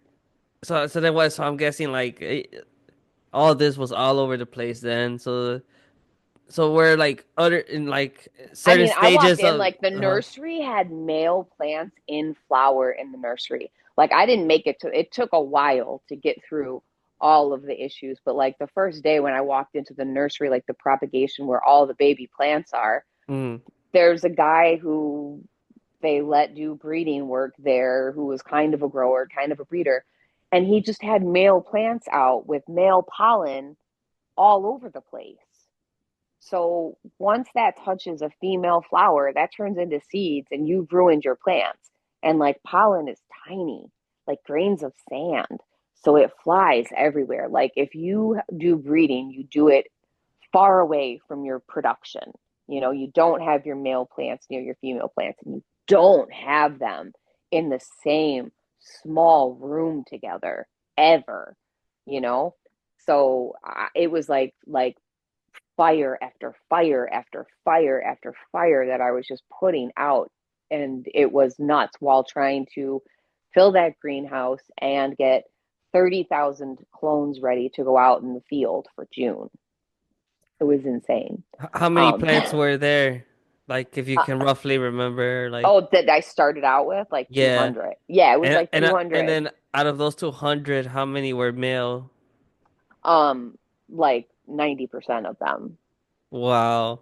So then Yeah. you were stuck with like roughly how many plants Oh God. I mean, like that were like we had females, to you know? throw out I had to throw out plants, and they were plants, like I said, the ones they dug up from the field that were covered in bugs that had to be thrown out. And I would fight with them, the ops director, the owner, about sure, you have this dollar value in this one plant, but what you're not seeing is the dollar value in the 300 plants that I'm getting ready to put in that greenhouse in a few days that I don't want to put in that greenhouse because it's now dirty because it has all of these other things in there. But they don't, it is, agriculture is very hard, and you have to look at like wins and losses and profits and losses in different ways than in some other industries. And you have to make hard decisions, and sometimes the decision is you have to throw out a harvest. And if that harvest is going to endanger the next three harvests, then you have to do the hard thing and ditch that harvest. I mean, you're going to have to make it work. Like you shouldn't try to fund a business if you like, every harvest is not going to be a good harvest anyway. Mhm. And you have to be prepared for that. No farmer that grows anything thinks that every year is going to be a great year, right? Like they all have hard years. So people like us that grow 4 to 6 crops a year, some of those crops aren't always going to go great. Um, and you have to be prepared for that. And if you're not prepared for that and you don't have ways to absorb those losses, and you don't value your people enough to have them make good processes and put those processes in place and stick to it, because I mean, in 6 months' time, they went from failing every flower test and never having anything in a dispensary to having all of I mean, like people weren't using gloves when I got there, like they had shut down access to running water at one point, so they couldn't even wash their hands. So you have people who can't wash their hands and you're not giving them gloves and they're handling flour all day long. You're not going to pass. It's That's just just not straight going to. disgusting. I wouldn't even want to smoke that shit. Same. Throw it out, right? I Right. walked. Oh God, I went in there on my first day. Here was another thing. Okay, there were totes. We had like the big totes that you get from like Home Depot. Everybody sees like the big weed totes that are yellow and black. And they'll have like all the harvests in them. And so they had like a couple hundred of them. And there were probably 20 of them that had signs on them that said floor weed, floor weed. So these guys were so cheap that when they would finish the big harvest from like outdoors from the previous year, Hmm. all of the weed that was on the floor that had gotten stepped on by everybody harvesting from like outside, they swept it all up and put it in totes and saved it just in case. No.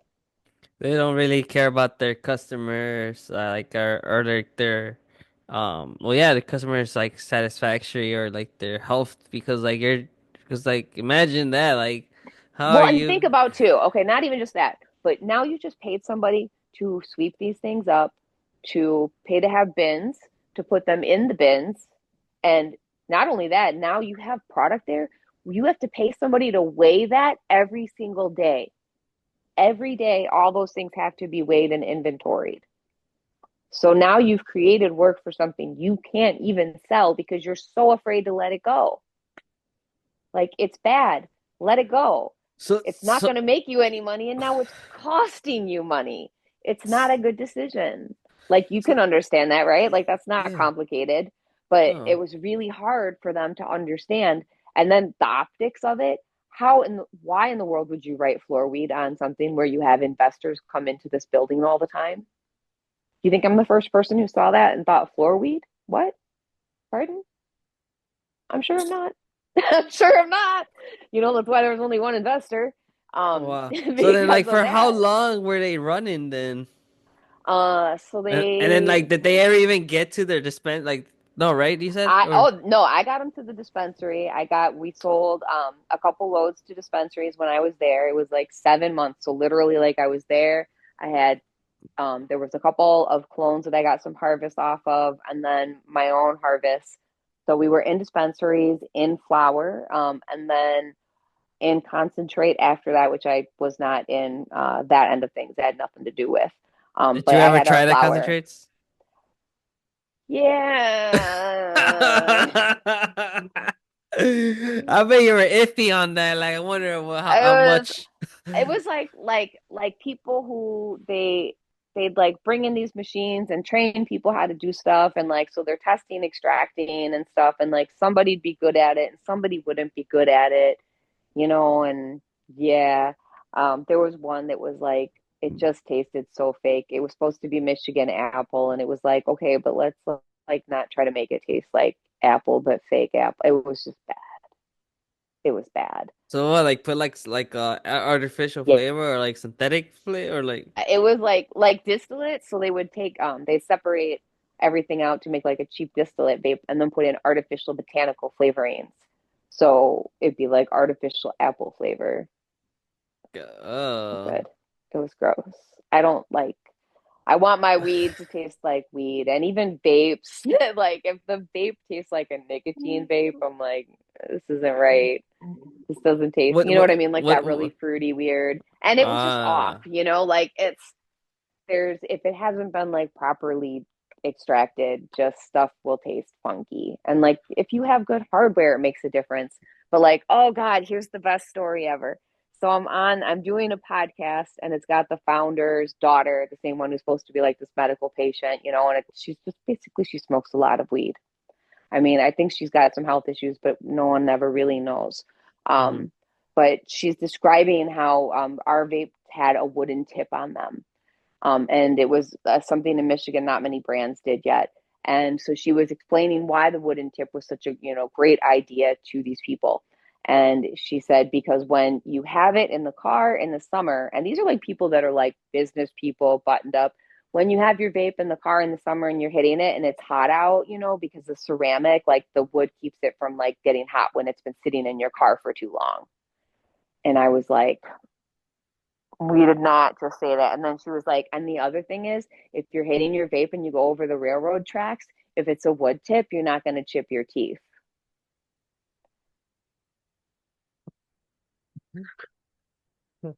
That those are the people who be running our cannabis brands and dispensaries. That's pretty I was like, I'm here. someone Yeah, get I'm her off the here. mic.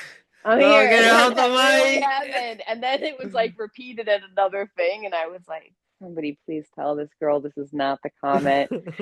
As that it's one thing if you're at a party to be like, yo, this wood tip is so cool. But it is not something when you're talking to prospective investors or like introducing your brand to the general public that, Right. it's great for their customers to not bang their teeth on the railroad tracks when they're driving. Like it's so stupid. I can't even. You ever heard of Big Chiefs before? Yeah. Just because of the wooden tip, that just came to my mind, the Big Chiefs. But yeah. Okay, but imagine like she's supposed to be a medical patient who's been so sick, Uh, and demure, and like, Yeah. they're presenting a certain She's giving us way. a reason to not to give her more weed. Exactly. Exactly. Like, She's one of those people that doesn't deserve to smoke cannabis. or, not at that scale, not to have a whole brand built around it. It was just basically, and then the more her dad would talk about it, the longer I was there, it was like basically just he had to give her so much money for weed. It was a cheaper way to do it. That's It was a crazy. cheaper So way to supply his she's daughter with endless she's weed. she's getting high on her own supply, and that's a no-no.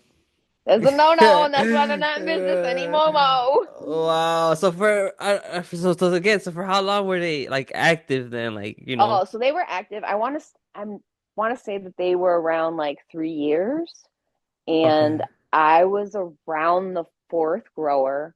I thought it was the second grower, and I think that the total was in the teens, and I want to say it was like around 16 people went through as head growers, assistant growers, paired up, whatever, in that Yeah, amount of time. that's That crazy. means nobody finished a fucking crop cycle.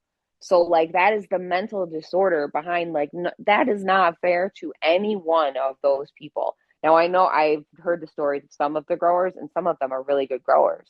And I've heard the stories of some of the growers, and they're awful. Um, but none of them had a chance. None of So them you're had a telling me chance. so each grower has came during somebody's cycle. So then Yeah. so then I think that you don't think that just fucks up the plant too because Yeah. like it Oh my just God.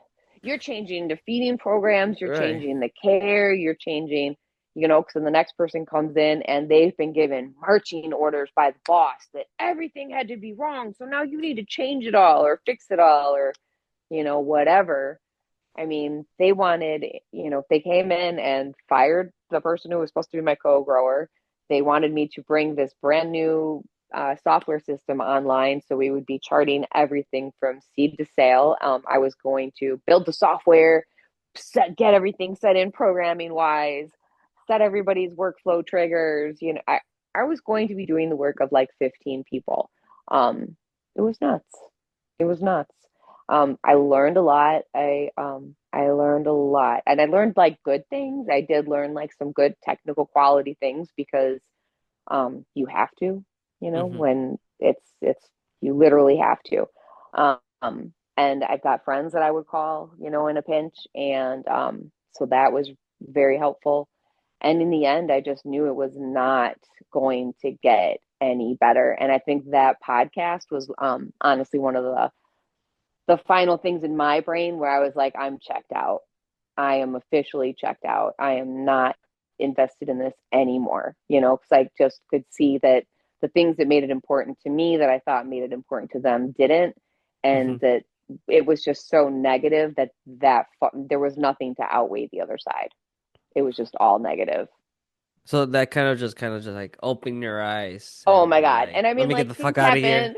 Yeah, and shit happened like I was driving home from work one weekend and blew a tire pulling into my parking spot, and then went home the next weekend and blew the same tire on the way back to Michigan. It was like Michigan was saying, "Don't come back." And then like right after that, my windshield cracked on my car. Um, Wow. then I had a bat come into my apartment in the middle of the night. How? I fucking woke up to a bat in my, no idea how. Building super was like, you know what?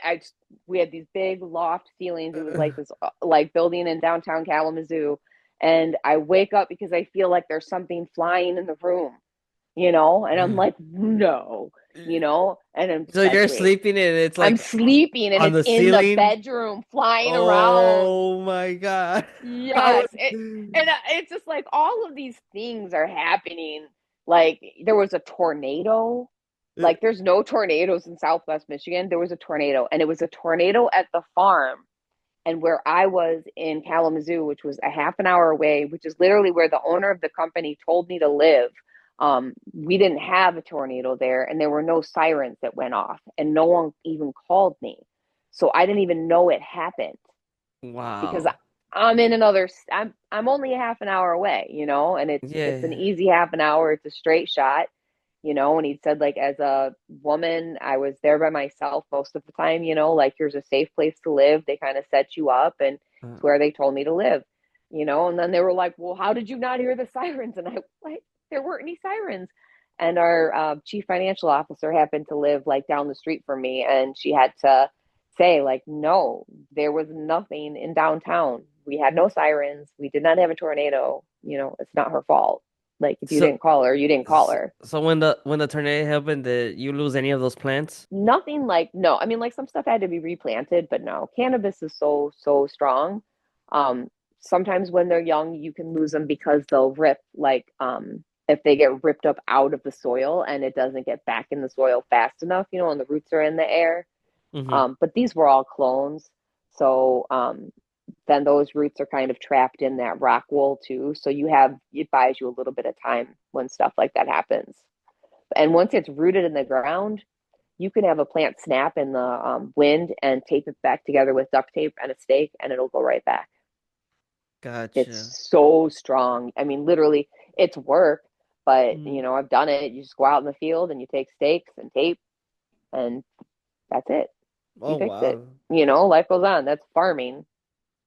That's farming. Most definitely. Damn.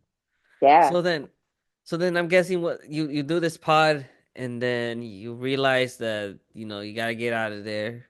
So this Hmm. is this where you start making your own business with growing in intentions, or do you No, I came back to Illinois and because and, I was and what like, happened? so there was one of the people that I was working on the craft license with was like, I'm gonna do it. I think I've got it. I'm figuring it out. She had a spot like I forget the city. It's like near Evanston. Um, but it's one of those like cities where they have all the homes are like millions of dollars, and they had a couple of acres of property, and they had some sort of barn on property. So she was like, I'm gonna figure it out. We're gonna do the grow here. So I was like, let's go, we're finally Hmm. gonna do it. And I'd been working on this with her and like she did a gummy thing in Michigan for a minute too. Like, we'd been in contact and working on stuff. And then that wound up falling through. So I took a job back in normal horticulture, and it was awful. And I hated it. It was like Was a good job for the was largest flower breeder in the world. Um, can you say names or no? yeah, oh sure. So I mean, like, 'cause that's pretty easy, right? Ball horticulture. Ball horticulture. I was their head trial grower. So all the new plants that come out on the market have to be grown all over the world. And they have sites where we would all do this. And then, you're taking notes and recording everything that's being done to get the results and find out, are the plants strong? Where are they going to be hardiest? Where do they have problems? Is there problems with the genetics? You know, all these different things. So then we're Is th communicating with Sorry, breeders but about it. this is all Hmm. still cannabis, right? No, I went back to normal plants. Oh I had to wow. leave cannabis because there were Oh, no cannabis jobs, nothing. So I thought I was gonna, come back, and this woman, that we tried for this license and yeah, failed. yeah. She was like, "No, we're gonna do, something. Basically, we're gonna try to cultivate and get a small license for where she was living, because it just like she thought she could pull it off. Um, From her and I own don't house? it was her house, but like her house was like partially zoned agricultural, and um then she had How- like millions of dollars behind it. I'm not sure all of the specifics, Gotcha. but she was trying to pull strings from what I understood to be able to do a small grow from like they have like a small farmstead, on their property. So she was trying to see if we could do an indoor situation there. And I was like, well, if anybody can figure it out, she can figure it out. But she couldn't figure it out. So, you know, Damn. yeah. Um, but that things weren't really happening in Michigan because it's a hard market there, Um, and I just wanted to get out of there, honestly. My heart was not in it, So I wanted to get out of there. I didn't ever feel like it was a spot like home. you know. I made really good friends there. I had a good time, met some great businesses, and, I don't regret it, Hmm. but I knew it was time to get out of there. Not that I won't go back, never say never, but and I've looked at actually doing this business there instead because it's a little bit friendlier climate than Illinois is, honestly. Um, but that particular job was just it was bad. So when I came back here and then we couldn't get the license, Hmm. I had to work. So normal horticulture, there was this job that, if I was just a normal grower and hadn't been in cannabis, it'd be like, oh my God, this is a dream job. This is a massive company and it's here in Illinois and it's year-round work. And they were just going through a big culture change because COVID was ending, and they'd had everybody working at home, which didn't affect any of us in the greenhouse, but they revamped all of their HR policies. And I don't know, it was just a really weird place to work. It's anytime you work in a place that is going from like a family business to like a corporate business, Hmm. there's such a big change in the culture and how they interact with their people. And I had just gone through that with cannabis, that it was like, I'm really not going through this again, am I? And my boss and I just did not get along. I had one boss who got busted for not knowing how to do any of the sprays or anything. Like I had, as a grower, we had to put all of our programs, which is like anything you're going to put on a plant, through like the head grower for the facility. And he didn't understand. He came from cannabis and told me on the side that he didn't understand how the measurements worked for sprays. He didn't ever do any of the nutrient mixing. So I taught him a bunch of stuff on the side. And then there was a treatment that he wouldn't let me apply. And a breeder asked me why. And I said, because Patrick isn't, okay, whatever. I said his name. He won't watch this. I said he isn't comfortable with me. He's not comfortable with inputs, which is the stuff you put on a plant. And he got removed from that position, and I got a new boss put in place who then was not super fond of me. Um, and my mom was getting really sick, and just the stress level was bad. I got written up for asking to leave after a meeting because my mom, who she passed away in September, but she was an opioid addict for most of my life, and she actually overdosed. And I tried to, and I got a call when I was at work, and I tried to leave, and I got written up. Oh wow, that's fucked up. And and he knew what the story was with my mom, and Uh-huh. he treated me a certain kind of way because I was from cannabis already. And then it was like I was less than. And then it was like, and you're the girl whose mom's ODing of opioids. So then I was even less than. And it was awful. It was awful.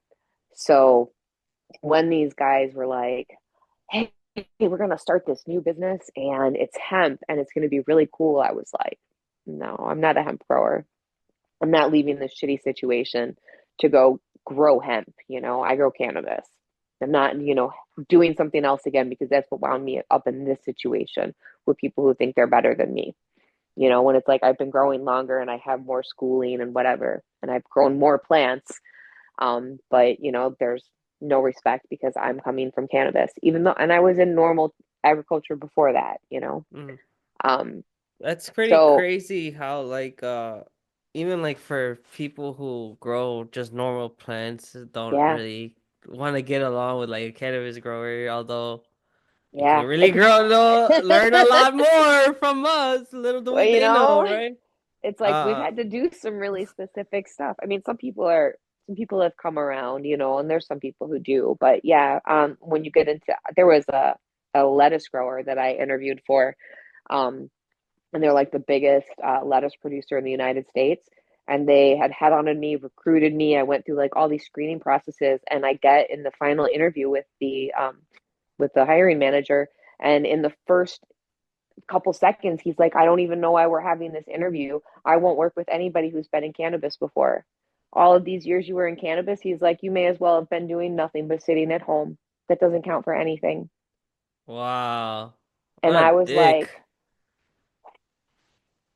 like floor dropped out, like, oh my God. I'm Yeah. surprised you haven't even gone off on these people.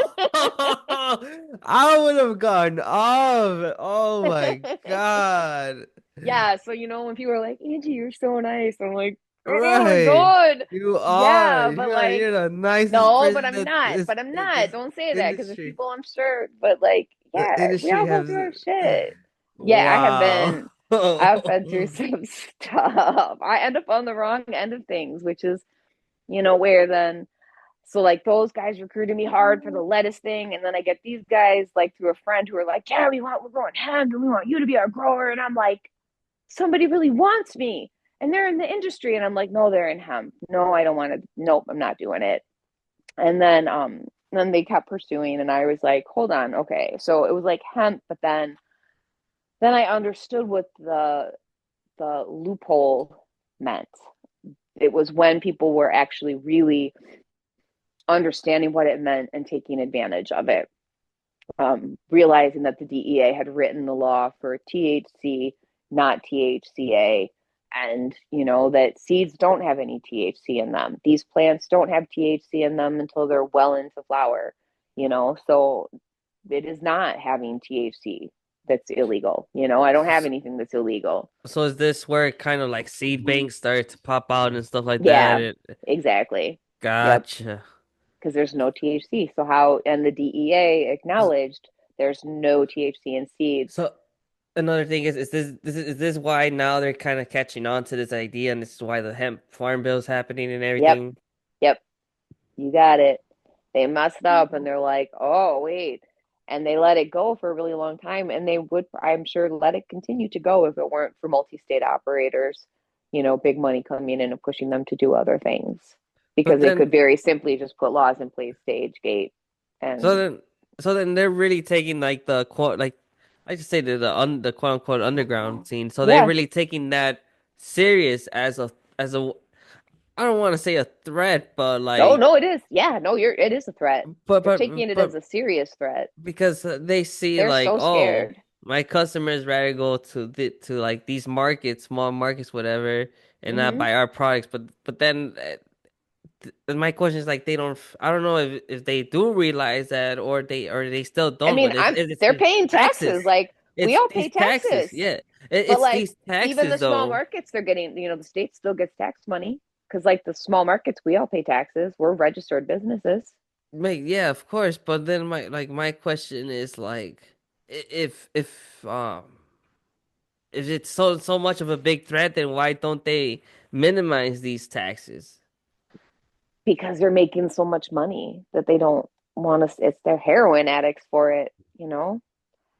So they're in this situation of, okay, we're telling people that we have to charge them 30% tax for these products, and we probably shouldn't be because it should be more in line of maybe like 15 to 18% tax rate with other states. But if we do that, we're not going to get this money that we're used to getting. So, and I think that's part of where their CBD thing came in too, is they were like, oh, here's another way we could like supplement some more money into the coffers, right? Hmm. It's all about the taxes. So if they lower the taxes for the people, that means they're lowering the taxes, the profit for themselves. That's why it's never in the government's interest to lower your taxes because it means it's less money for them. Yeah, but you don't think that it's less money, yes, but you don't think that at the same time you're getting more money because more people are gonna come more They and buy would, more, yeah, over time, yeah, right? So then, absolutely. like, Yep. They don't see that though. It's the same thing as like keeping the floor weed. These things don't make sense, but they're not decisions being made by people who fully understand the business, the because decisions themselves, the consequences behind them. if you No, honestly, we know the market. The market's massive. Everybody would be buying it. If right, they just, I mean, oh my God. And then the dispensaries, if they had normal taxes, normal tax rates, more people would go there. most definitely, I think so, You know, most their definitely, problem is the taxes. It's not hemp. Their problem is the taxes and that they're stuck in a system that they bought into, yeah, you know? But these are very rich people who had enough money to buy into a system. and And they're now not they're rich enough, pissed because they kind of got gamed, you know? right? But again, like fight that system and fight for your tax rate to go lower for your products. Why are you crushing another business? Fight within your own industry. Fight against your high tax rates. Don't fight against my industry. You know, it's Yeah, I'm not the enemy. The tax rates are the enemy. You know, me. Hemp's not the enemy. The tax rate's the enemy. And where does the uh, tax rate come from? The government. If you don't like it, talk to your governor, talk to your representatives, talk to your mayor, find out where your taxes are coming from. Tell them why you think that that's absurd and that they should do with less money and why. yeah, but do you think like they'll really do something though about it? Like how much time how much have you seen If already? all of us, Like, if all of us do, my state representative listens now. And I have worked on causes before. Like I used to have a state rep, and he would never, his name was Randy Hultgren, and Randy would never answer the phone. And this was like pre-COVID. And anytime there was any issue in the neighborhood or with taxes or representation, like with us, it was a lot of representation. Like he was never going to Washington, D.C., he was never going to work. And we mhm. were like, wait a minute, how come our taxes are going up and all this stuff is happening? And Randy, every time I look to see how you voted, you didn't show up to vote. Why are we paying you when you're not showing up to vote? Like, you're not even asking me what I want you to vote for, and you're not showing up to do the vote. So now we have reps, and I'm sure to let them know you are my representative. This is what I need from you, and I'm going to communicate that to you, and I will continue to communicate that to you until someone in your office responds to me. And then we're going to have a conversation. And you do that enough times, and it took me probably like 3 reps worth to kind of get the feel for it. And it's Mhm. just it's simple. It's not, it feels very intimidating the first time, second time you do it. But then you just send them a message. You're just a person. They're just a person with a job. And it's usually someone in their office, an administrator who's answering that email. And they're like, well, they're either out of the office or they're like now my current rep with this last thing with the hemp bill, he was in Springfield. He Mhm. literally was trying to get a hold of me, but I couldn't get a signal. He was trying like the security would not let us, the hemp lobbyists, onto the floor and into the offices to do what we needed to do. My state rep, who I hadn't even personally met yet, was trying to get a hold of me to get me access underground to bring us in, like sneak us into the Capitol, basically, because I've been just communicating with various reps, right? So it's like, okay, now I kind of speak a little bit. I know how to communicate with them enough that they can listen to me. And if you have questions about it, again, the Illinois Hemp Growers Association, we have scripts, we have easy fill information for people to be able to say, this is what we need from you, representative. Keep this legal for us. And that's what we need to do because that's their job, period. Yeah. Nobody watches the news, everybody streams stuff. Don't just stream Joe Rogan. Don't just stream one thing. Yeah. Stream it all. Joe Rogan is my age, you guys. Like, I remember when Joe Rogan was doing reality TV, making people like stick their hands in spider tanks. Like, Oh yeah, like Fear Factor. yeah. Fear Factor, that's it. Like, Yeah. Joe Rogan, when did he become a authority? No Uh offense. nah, I just no, no. like, there's some, He kind of inspired me to do this. Not gonna lie. Um, no, and that's cool. Like, I like that about him. But, and there's cool things about it, but I don't know where he became an authoritarian on all things in life. well, here's the well, maybe one is I, I'm a fan of the show. right. I love the show. I I love the way know. he talks to people, the way like he runs his show. But Hmm. but my thing is like he talks to so many people, so and he's a very open-minded person. I think Hmm. that's what makes him like different because like he's here for not for a debate or anything. It's more like a conversation. So like Hmm. it's No, I don't know. definitely. I But just I see think he it in was life. like that, but I feel like he was like that, but then I feel like he has changed to a certain extent and it's become like an ego show. Do you think so? I don't. How in what way? I mean, I feel like you get to a platform and you feel like you're influencing an entire nation. Mhm. And if you're telling me you don't think there's some sort of power that somebody feels behind that, and I think we're at a point in our nation that is dangerous, and we have to be really careful how we use our power.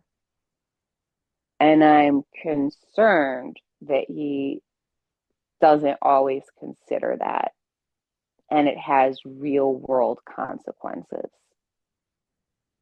Interesting. Did you say that? I'm not, I mean, I've been a fan on and Uh-huh. off. I sometimes listen to his podcast. I think he's funny.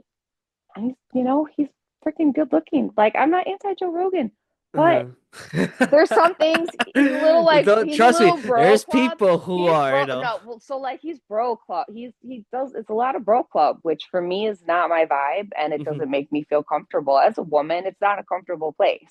But everybody should have a comfortable place. And like guys should have a comfortable place. Women, we have our podcast, whatever. You think But I question only uh because you I know you see this show and I'm about to take it on her dad right now, but like you think that's why I'm not gonna get into deep into politics, not on yeah, the yeah. show. But No, like, no. do you think this is why Kamala Harris didn't want to go into his show and have a Yeah, conversation with him? yeah. I think she didn't know how to approach the bro club. Yeah. I think so too. Just by how you're talking like about Yeah. that could And be I a could reason. tell you having gone through like the whole bro club exclusion, and I've gone through it before. Cannabis is a bro club in general, but Yeah, but it's hard to know like how do I sit in that seat and have that conversation. If she would have had that conversation, um, then I think things could have gone a different way because I think he is open minded. I think it would have been a conversation. Um, Mhm. and I like think there was like a sleeping giant that people didn't know was happening too.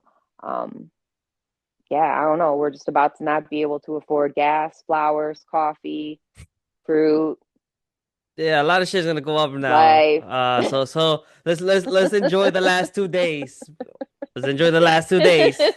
I'm just saying, like, thanks Joe Rogan. When that Uh, happens, people for the last couple of years were like, oh, blame, whoever. And like yeah. forever it's blame Obama, blame Obama.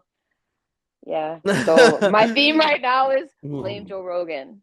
No, but yeah, no, most definitely no, No, but just to let everyone's you gonna know, write me hate mail. No, I no, don't hate him. I just feel like there was a lot of conversation going on that people weren't aware of. That if um if they had gotten in on that conversation, it just might have been a different result. So, and it's most not his fault that people didn't take the invitation. So, uh, yeah, most definitely, but yeah, no, I'm a big fan of his. I really do keep up with it. No, but I do understand on the power, just based on the on his guests that he has brought in. I mean, think about it. He Hmm. has brought in the president of the Yep. United States. He's brought in Elon Musk. He's brought in like people from all around the world. Like it's Hmm. not just like UFC people. It's not just politicians. It's like people who are like into like the UFO stuff. Like Hmm. other But conspiracy who's he theorists. had Like, who's like big on like women's rights? see, for that. Who has he had that or human rights I can't or I can't say or I know from the top of my head, but like I've seen clips where like he does bring women. Like he has had like women guests on the show and they talk about like stuff that's going on in the world. right? But like Like he so Elon has said this whole like anti-female energy thing, and like Mark Zuckerberg has this like there's been entirely too much female energy in the corporate world, and that's what's going wrong in corporate America. mhm. And as a woman who's been in corporate America, like there is no female energy there. The only female energy that ever has been has come from HR, and it's all been messages that have been passed down by guys. Um, so it's just a whole mentality that I really struggle with. Um, I'm probably putting them all together maybe too closely, but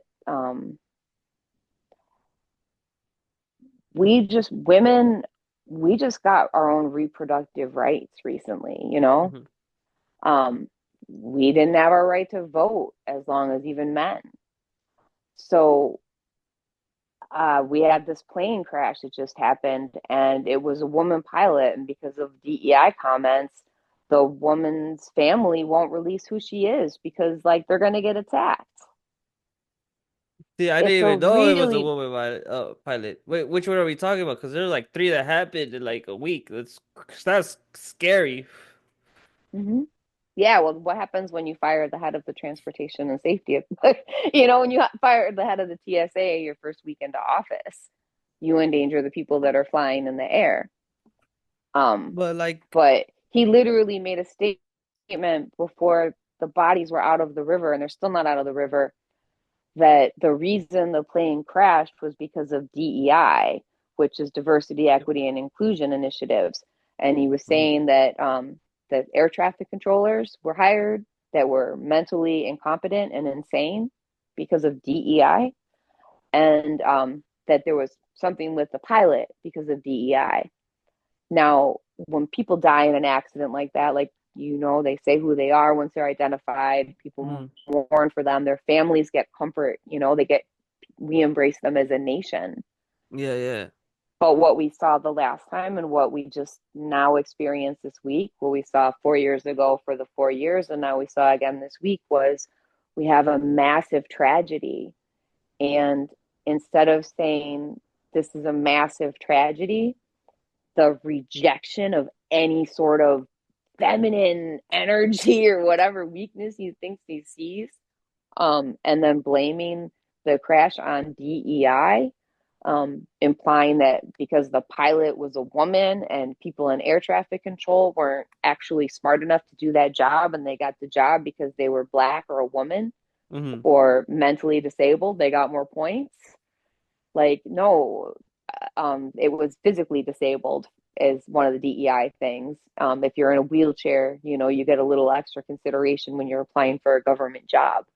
But if you're in a wheelchair, it's harder to get through school and it's harder to get through all those stages. If you're a woman, if you're a person of color, it's harder to get to those places. So that's what DEI is in place for. But it's a lot of race baiting and craziness happening. And I fear that if someone has a large public podium and it's someone who, I mean, all these guys, if you're in reality TV, we all love our ego. We all love to be watched. Um, but Hmm. it's such a big platform. And now we're going already down a path where this woman's family can't be comforted, and people are going to say women pilots are incompetent. So when you get on a plane, are you going to look to see if that pilot is a woman? Are you going to look to see if they're a person of color? Because that's what your president's telling you to do. And that's the consequence that we're paying for all of that. See, well, like I said, one, I didn't know that the pilot was a woman, and Hmm. I don't even think that because the pilot is a minority or because it's a woman, Stupid. it isn't even the real reason why a plane crashed or not. No, But my real question is like, because he also did mention that it was clear skies and that the helicopter saw the plane. So then like no. what? So So then it like what? wasn't. It was that so they think now that the altimeter was off on the helicopter. It Uh-huh. was not at 450 feet like they said it was. The helicopter today, they're saying it was at 300 feet, and the instruments told them it was at 200 feet. So they thought they were where they were supposed to be, and they saw a different plane because if they were at the altitude that they thought they were at, the plane that they saw was further away. It wasn't the plane that they were being asked if they could see the plane. So there was two planes at once then, and they were thinking of the different one. Yes. See, but my question is like, you don't think that they would have just mentioned whatever code? Because They I'm had so guessing. because no, because they didn't have enough air traffic controllers. Normally, because they just went through, they had fired people, they gave them retirement orders, all this stuff, and they were already short staffed.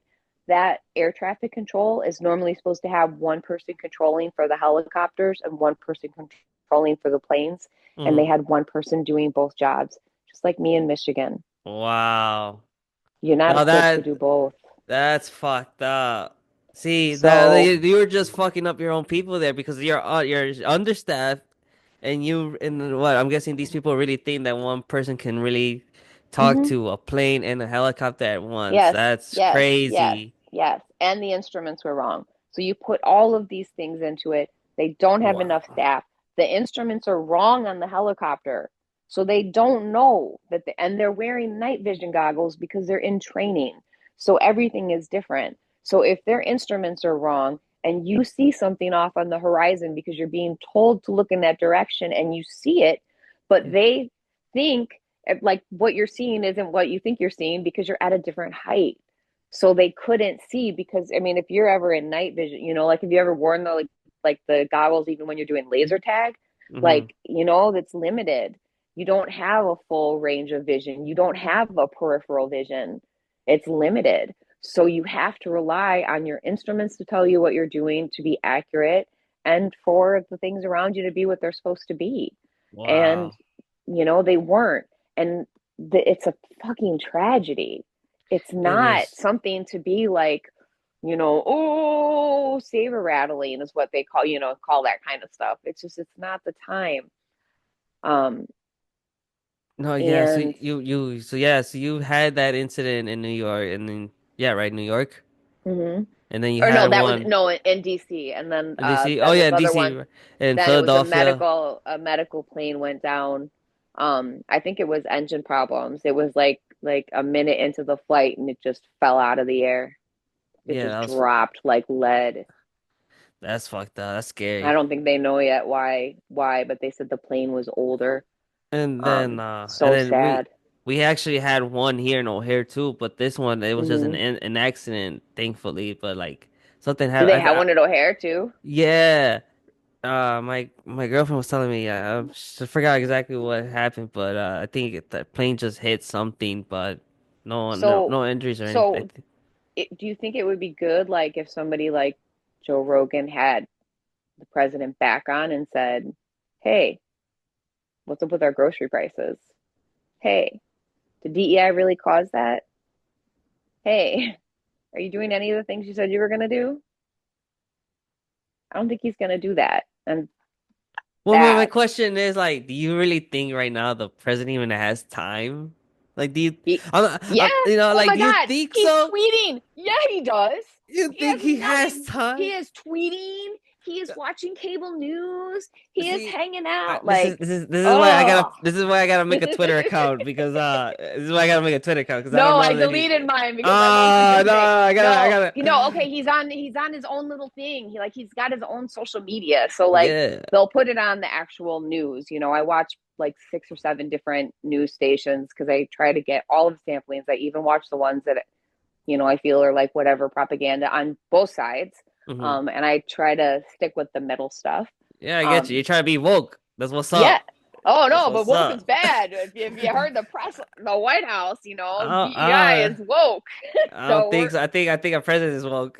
no, they literally just had his whatever in the office saying, this presidency or this White House is not going to be with the woke whatever. They're anti everything. Nah, he's woke. Oh Trust me, no. he's woke. That's why they're scared of him. But Listen, listen to the words. oh, no. Look up when the press secretary does the White House briefings.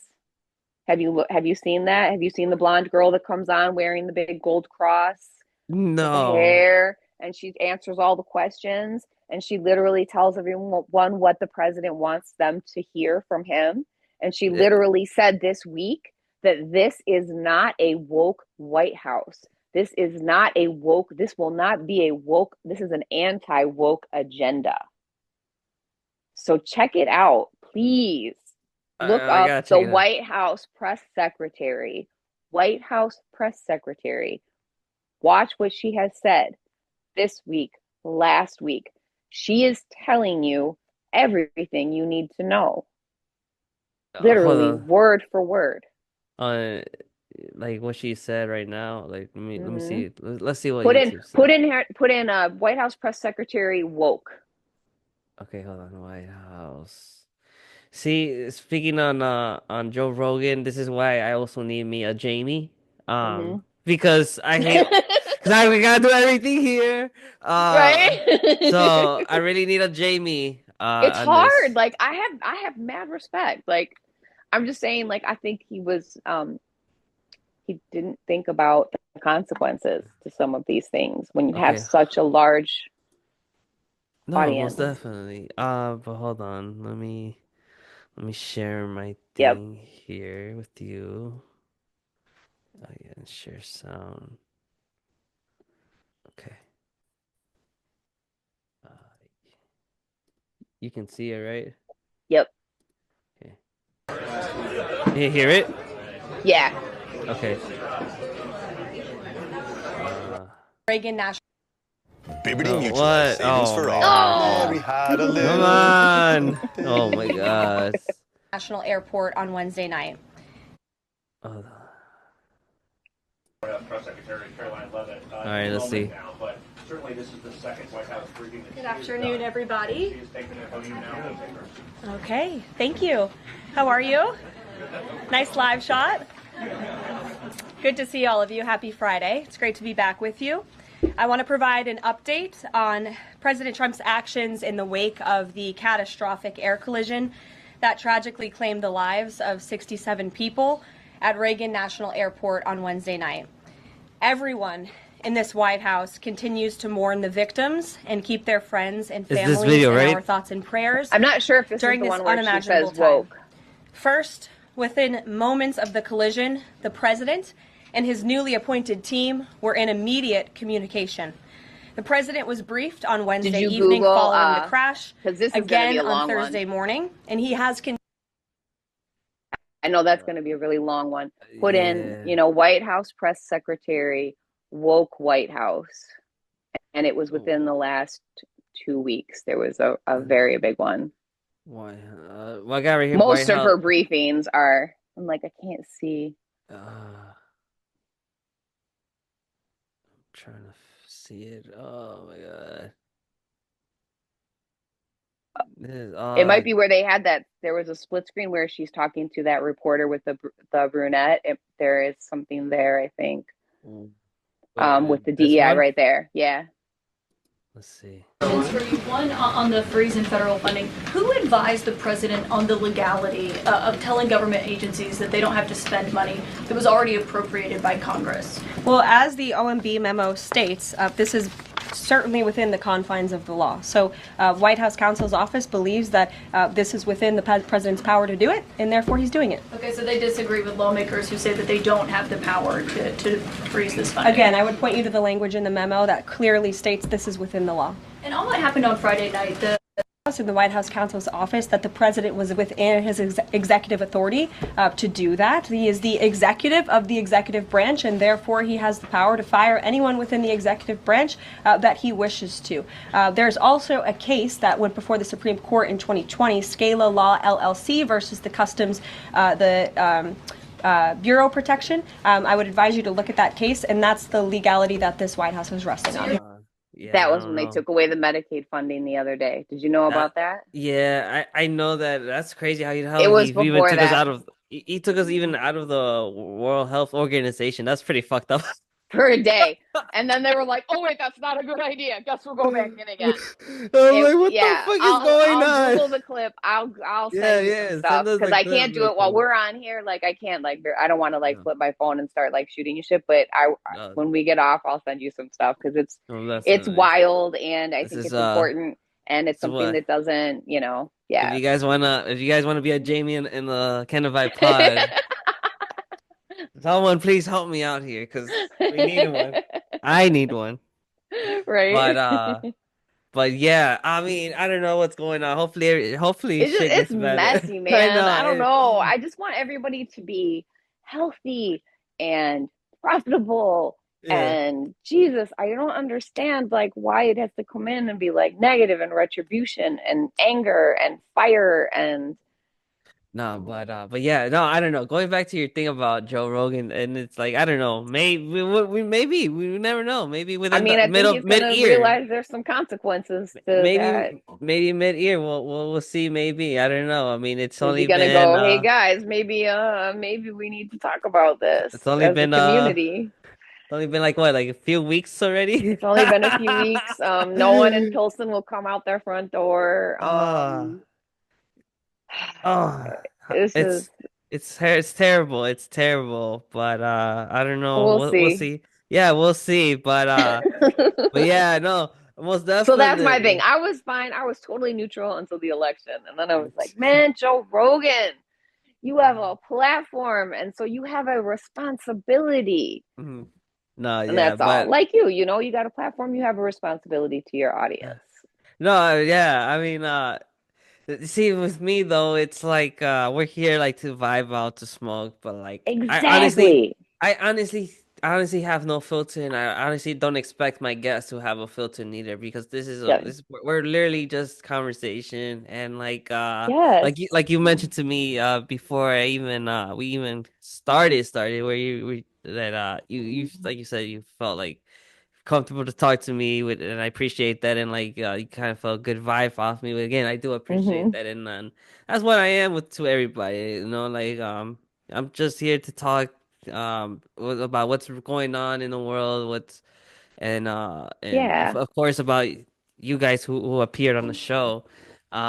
Because like honestly, like I feel like not everyone knows what's going on, and They it's not don't. today. And we wouldn't be anywhere if we didn't have podcasters like you telling people. Like Yeah, it's crucial. and we're like another way to get the news. I'm not saying that Very important. No, not I'm if. I'm not I saying love a that I'm podcast. like a legitimate news, but like I want to what I try to capture is like interesting stuff we don't really hear about. And Exactly. the plus thing is that we're all stoned here, so by the time that you hear this, and you're like, holy shit! Well, and you know what? When you're stoned, like your conversations can veer off into crazy places. Oh yeah, And that's that's what I part of this love. is like just letting I it go love and having the this. conversation. Like I did not know I was disconnected from how few people were watching any mainstream media. So I feel like I did not use my platform enough, in the right ways to the right people. So that's part of my frustration too. Um, what the other thing is like, damn, I didn't even know. So now I'm trying to be aware of how everyone is consuming their media. Um, because yeah, it's important to me. It's my passion. Most definitely. But I But love that so, you're doing this and it's a really cool thing and I appreciate it. oh well, yeah. I think everyone here who has came is feels the same way or feels some similar that they enjoy themselves, and that I love that, because you have so many out there, but appreciate everyone coming in here. But like So now that you, I guess you started your own brand, growing Started with my own thing. intentions. Yep, How I has got it kicked been? out of the Because other hemp company. I took that job and taught them what to do. And then they were like, "We don't like girls. We don't want you here anymore." shenanigans, shenanigans. But And tell I me, was like, "Bet. so tell us Here we like go." so tell us like how is it with like growing with intentions, like Mhm. so of course like I met you at the Mario Kart, event, but like as well I seen that you also have been collabing with like so many people. So like how has that been? How's your journey as your own, owner with your own brand? It's been amazing. It's extremely hard and super fucking stressful. But I'm able to be myself. I'm able to have conversations that I want to have, that I need to have. Um, some that are good, some that are bad, some that are painful. But I get to meet the best people, and I love our industry, and I love this plant, and I know it attracts a whole different community, and it's my community. So it's been amazing to be able to connect with other people who are leaders. I've always been a creative person, but I've always gotten kind of smacked down because I'm a woman, because I have a mouth, and opinions, and it's just not always taken well. So this is the only person who can shut me down as far as communicating and building my brand is myself. Most So definitely. it's really empowering to have some control over that. But it's also a gut check and an ego check because some things are completely not in my control and I just have to go with it. So my thing is the more I work with people, the better I am. As a community, we are so much stronger than we are one person alone. Like being a person on an island, if I have a growing question, I want to have my friends that I can ask. If I have a business question, I want to have my friends I can ask, whatever it is. And I want them to be able to ask me too, or if we're having problems or like, I can't get this workshop filled. What am I doing wrong with my posts, or I'm having trouble getting my kit into this place, what do you guys think I should do? Oh, let's do a collab because I know these people and that'll get us, and all of these things are helping us build our businesses together. And that's really exciting to be able to do that. So my thing is I just keep showing up and showing out, showing, this is who I am and what I do and why I'm here. And hopefully that resonates with enough people that, the business continues to grow. And eventually I'd like to have a full craft license myself. That's the main goal for yourself, is to have your own craft license. My own craft license, but it would be, for intentionally grown flower. I see growing with intention being, it's not just this bonsai plant with the crystals and the wire. So I have two provisional patents. I am an inventor officially. So that is something that it's not just about one little quick turn item. It's not one trick. Hmm. It is about an entire process. It is using the crystals and the wire and the charms and everything to represent you, and I created a thing where it's separate from the plant and it's just a stake. So even people who aren't cannabis people can still use that for setting intentions and manifesting things. But the idea being like that flower is not just something we smoke and it's not just something we um, even meditate with. It's all of these things. So for me as a craft grower, I'd love to be able to have, like I have in my grow now, of a large scale crystals with every plant, actual water that's been charged with crystal minerals. I've used CBD on plants that are struggling. We should be able to do that in cultivation. So some of those things that I do that I think makes the plant resonate on a higher level and I think produces a better quality flower Hmm. would command a higher price point. So, got investors, let's go. Gotcha. So then, like, what if, so like, I'm not sure if I asked you Hmm. already, but like, what made you change, from just being, a craft, like a grower in a Hmm. farm, like greenhouse, to like, the bonsai, side of the cannabis, like like the Hmm. switch? So I was doing like everybody who I think who's grown cannabis, if you have like any kind of Japanese gardening fascination, which I've always loved Japanese gardening. Um, I put in my thing. My first bonsai, I think I was 10 or 12 years old, and I was assigned to go out and cut my mom's burning bush. And I've always thought that Japanese gardens are so cool, but didn't really have right exposure to them. And I would just go out and attack her bushes and ruined them. So that one got in lots of trouble. So those are my first bonsai. And then saw with cannabis, like how that kind of looked like a tree. So, oh, let's make this a bonsai.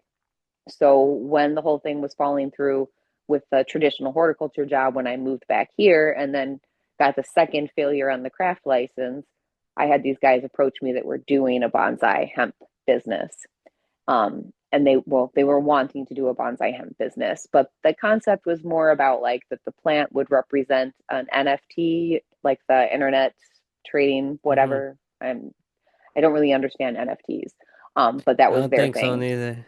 Yeah, I know. It was like I don't each plant know. was supposed to have an NFT attached to it, and like that was Uh-huh. like the whole like trick thing, and there was going to be an online community, whatever. But they just needed somebody to grow these plants healthily at scale and like create SOPs and build this business. And I was like, in my sleep, let's go. That's what I do. So, did a few, showed them, and they were like, oh my God, this is perfect. This is amazing. Let's do this. We're building a business. We're partners. We did like a preliminary agreement. Okay, everybody's happy. And we start working and we go to some events, and they're not happy because when people ask me a question about how to grow a plant, I'm going to give them the answer that I know to be correct. Mm. And that would upset them sometimes because maybe their answer wasn't the same answer because it's not coming from a place of knowledge. Um, and just sometimes an attention thing. So it got really uncomfortable, and they decided that they wanted to not have me be their grower anymore, that they could do it themselves.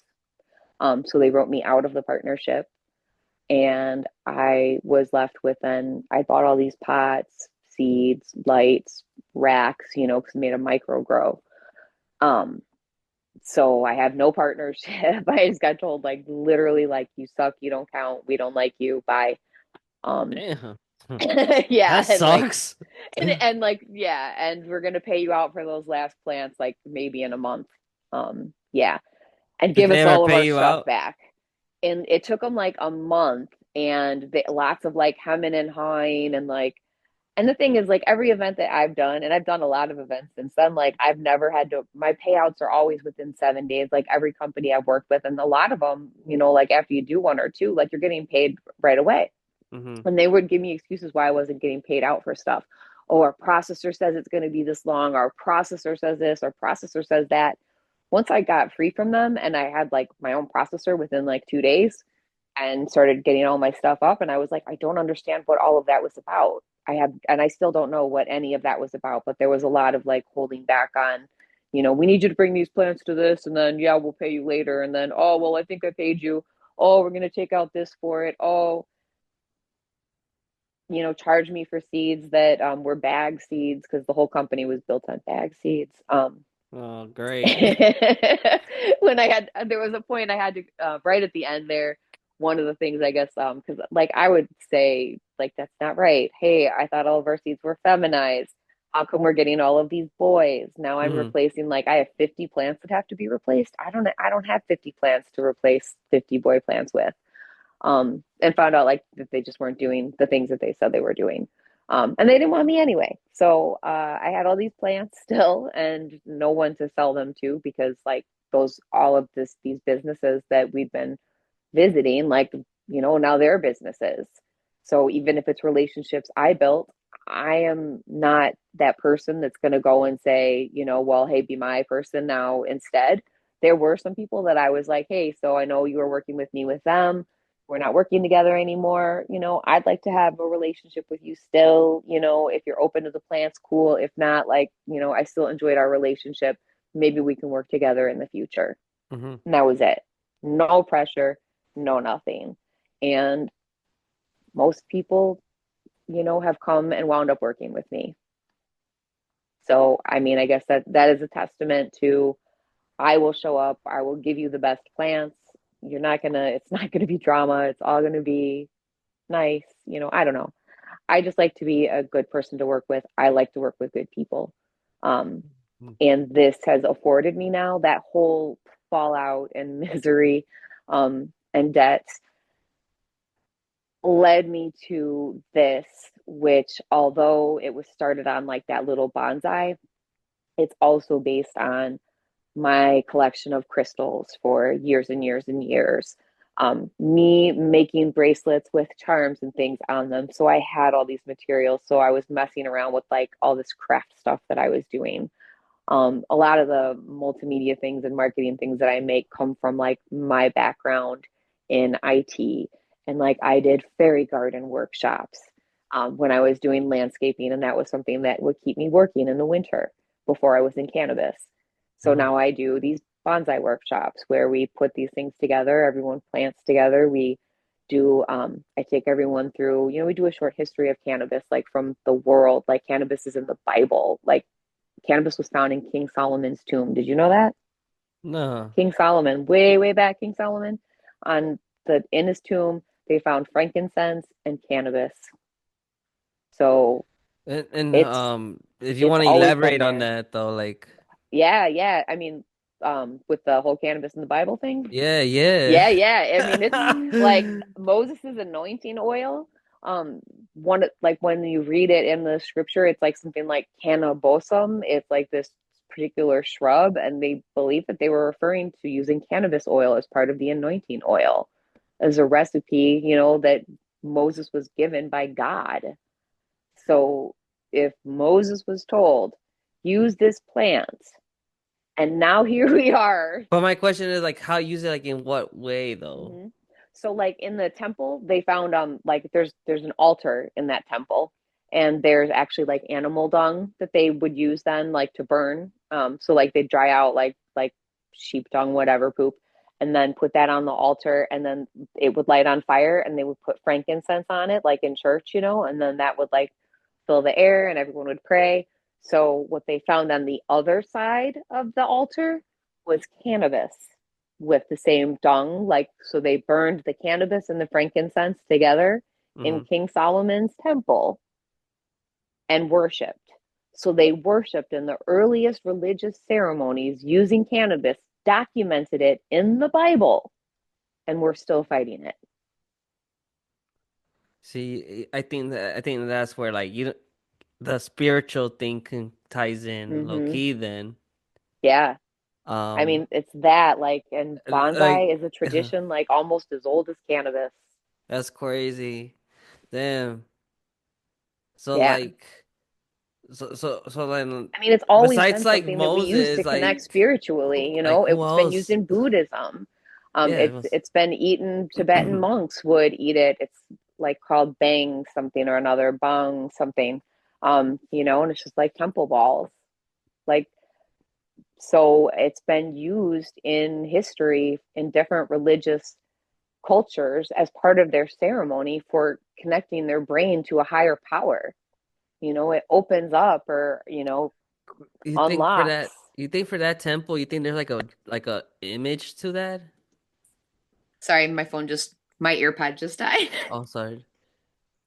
Let me put this out so it goes to normal so I can hear you.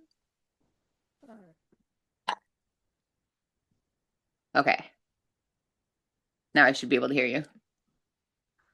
Okay, so yeah, it's in the Bible, in the Torah, But you think in like there's like Buddhism, a you think there's like a picture or like something that like reference what you were just like talking a about? botanical drawing or something. I don't know. Like That'd be interesting though. like not like of like the like how you mentioned like the on the other side it was the cannabis and then Hmm. there's like I just wonder if there's like a drawing or No, they something. did like the actual, like, so they went in and took the physical samples, did lab samples. Oh, okay. Okay, okay. I see what No, you like mean. they literally ran lab Uh-huh. whatever spectrometry, too much weed, spectrometry. I don't know. Whatever they do in the labs to tell what everything is. Hmm. So when they go into these places, when they're excavating or whatever they do, then they're testing everything to see what it is, and they find this. Um, I can send you. I know there's an article, and I can send it to you.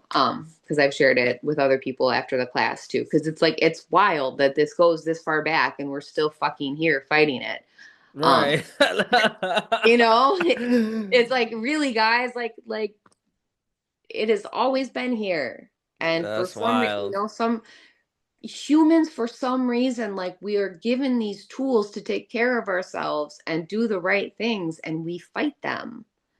It I think it's because our the government, like we're it's always we're fooled. from the We're just beginning of fooled. time. We've been fooled, and all like the woke people are But like the you could say crazy like ones. Adam and Eve, Adam and Eve would be the earliest woke people, in the Bible, because she was like, yeah, don't listen to, this God person. We can do Uh, what we want. We can eat this apple.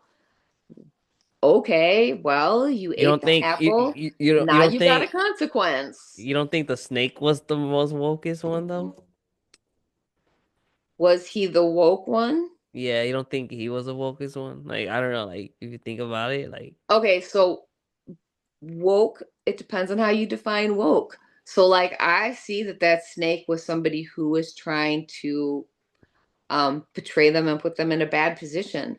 I don't consider that to be woke. but no, but like again, I mean like, but like think about it because like You're saying he was like they're you're talking being. to this to the snake, but like Mhm. let's say like Adam and But Eve went to go talk to why did they God. need to know they were naked and that was a thing? But my thing is, but it Why wasn't did they it feel shame? Because they were naked that whole time, but they never felt shame until the snake. the knowledge though? Like think about it, Was wasn't it the it? knowledge or was it the shame? I think it was the knowledge because if you think about it, like What's the difference? why? What's Because the my thing, difference? They already knew they were naked. They already knew. They yeah, knew but they like were. it's the truth though. But You think about it. what made them feel it was wrong to be naked? Why was it wrong to be naked? That Why is it wrong to be naked? Is it wrong to be naked? I don't know. Is Should it? we be ashamed of our I don't, bodies? I'm not too sure on that one. But my Well, no, no, question. no, no, no. I Oh, mean, like, I'm okay. not saying Oh, I'm not a no, yeah, nudist. yeah, no, Like, no, yeah. no, no, No, no. I'm not. no, That all creeps me out, no. honestly. That's No. super creepy. I And know what yeah, you make. I know what you mean because but like but nowadays it's like if you think about it, like if we were to all walk around naked, like yeah, I think we would be a little creeped out because like right. I mean But I the idea of it, like the story of it was like that they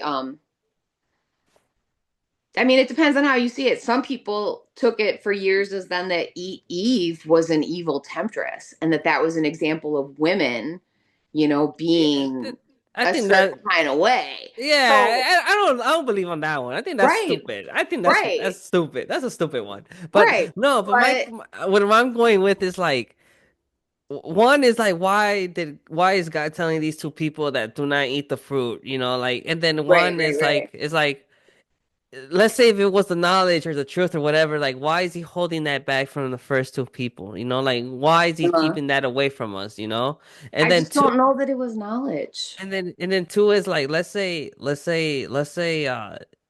Eve and Adam talks to God and tells them like the snake told them. Hmm. But then it's more of that situation of like who was there? Like he was there, but I was there. But then if God were to tell the snake would probably be like, how are they telling the truth? Like if I'm just a snake, like how can I communicate with them? You feel me? Like Right, right, right. so I don't know. I mean, It's either way, it's a interesting. It's story. very Like, do we interesting. really Yeah, yeah. think? But I don't know. Do we really think that I don't know. It's a story. Um, like I don't think that there was an actual like a speck of dust and God made man and said, I'm gonna cut this rib out and now here's this woman and I'm gonna give you this woman, like the Bible says. Like I think it's a lot of I I metaphors. I struggle with Catholicism for a lot of things, and I Mhm. struggle with that because I feel like they set up women to be evil. With that whole Eve and Adam in the Bible and the Garden of Eden thing, I feel like that was a way of demonizing women. Honestly, it's not about being woke or awakening. Mhm. It was about saying Adam and Eve were happy And then Eve listened to the snake who said, "Eat this, and then you'll really be happy." And now Adam's never been happy since, and it's all Eve's fault. So then, like, do you think that he's ever gonna get happy or be happy? I think that the happiness isn't in the apple and it's not in Eve and it's not got to do with the snake. I think you got to find it yourself. What if they like made up? It's all made up. Oh, like if Adam and Eve made up? Yeah, I like mean, what if they didn't they? They stayed together and they had Cain and Abel, and then civilization supposedly came from that. So they never stopped being together. they were never separated? No, they were never separated. Interesting. No, they stayed together. But and I mean, I grew up Catholic. Uh-huh. So, and like my mom literally taught us like the Bible was literally what happened. And then I went to Catholic school and it was like, they actually taught us like it's not necessarily literally what happened in all of the things. And there's storytelling and and so things get told three times and things Yeah, most definitely. change. But Yeah. like but But like it's if you think it's the themes behind the stories, the things that are repetitive, the being kind to your neighbors, giving to the poor, huh, taking care of people just because you should take care of your neighbors. Those kinds of things, yeah. you know. But my question is like But where else did anyone else say where that you should be ashamed? And it's all her fault. No, I don't think it's her fault. Well, in my generation, it was Uh-huh. taught that it was her fault. So Nah. in your generation, you're being taught that the snake is the one who woke everybody up. Um, I think no, now just by listening to stuff, just to other pods, right? There's so much. it's just like a what if, but like Yes. um I don't know, man. It's just like, but my question is like all these stories are so passed on, Hmm. like So what the is the big thing, original story? Like the what original story is somebody got mad at somebody. You know, what is the original, like that's always the story. Is somebody got mad at somebody and then they did something about it. I feel like we would never know the actual original Mhm. story, but they No. say they say that if I think the Hebrew or whatever is like the Hmm. the like the closest to like like the actual Right. original one. Yeah.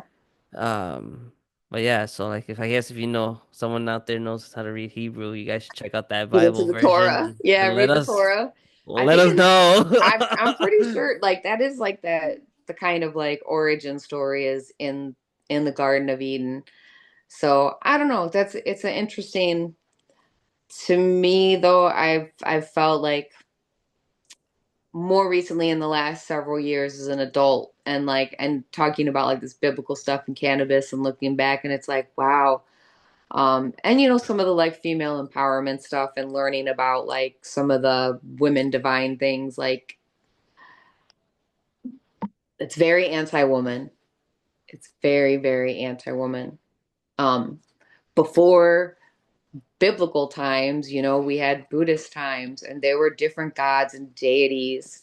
And they say every religion is kind of a copy on another religion.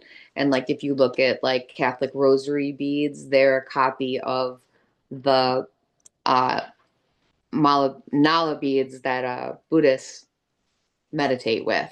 It's the same thing. I mean, like I have a strand here somewhere, except it doesn't have the end for like the mysteries. But Oh, it's the okay. same. It's the same thing. A We rosary, right? Yeah, but it's not a rosary. This is what we use for uh basically Buddhist meditation. Oh shit, Yeah, okay. yeah. So Yeah, Catholics wow. copied it from the Buddhists. Wow. I didn't even know that. Yeah, Interesting. religion's really old, and most things that are out there have already been done. It's just funny So, how like they all really think that they're just the right and perfect one though. But yeah. I mean, that's time over and over again, and it's story as old as time, and politics, all this stuff. It's all the same things just repeated over and over again. And it's a thing of, are we going to learn from our mistakes? Are we going to start being nice to each other? Are we going to start taking care of the problems like or like not? like I think see, because I'm not really deep into the Bible or anything like that, but again, just by listening to like things and stories, one that kind of gets me really interested is the story of Babylon, Yeah. where we all spoke one language Yeah. and it just went to shit. I was, I'm like, holy shit, like wow, like, But but it was also like, was it that, or then, yeah, I don't know. I don't know. and then and And that was where doesn't Abraham get to is involved in there too, no? Or I think so. That's I, Old Testament. That's yeah. Old Testament. Yeah, but again, I don't know the full facts of that story, but like Okay. it's kind of what really keeps me and like caught me is that we spoke once of like the same language and like it just went to shit. So you think we But should all speak the same language? nah, but like that'd be crazy though. Like how you're saying though, like if it's Mhm. repetitive, like that's It is. wild though. It's a I cycle, and it's a I cycle of people being abused and oppressed, and it's just a like cycle of who is doing it and who's the oppressed and who's the oppressor. yeah. Always. So like I know I'm not sure if you heard of the like apparently I think we're like the seventh or sixth civilization. Hmm.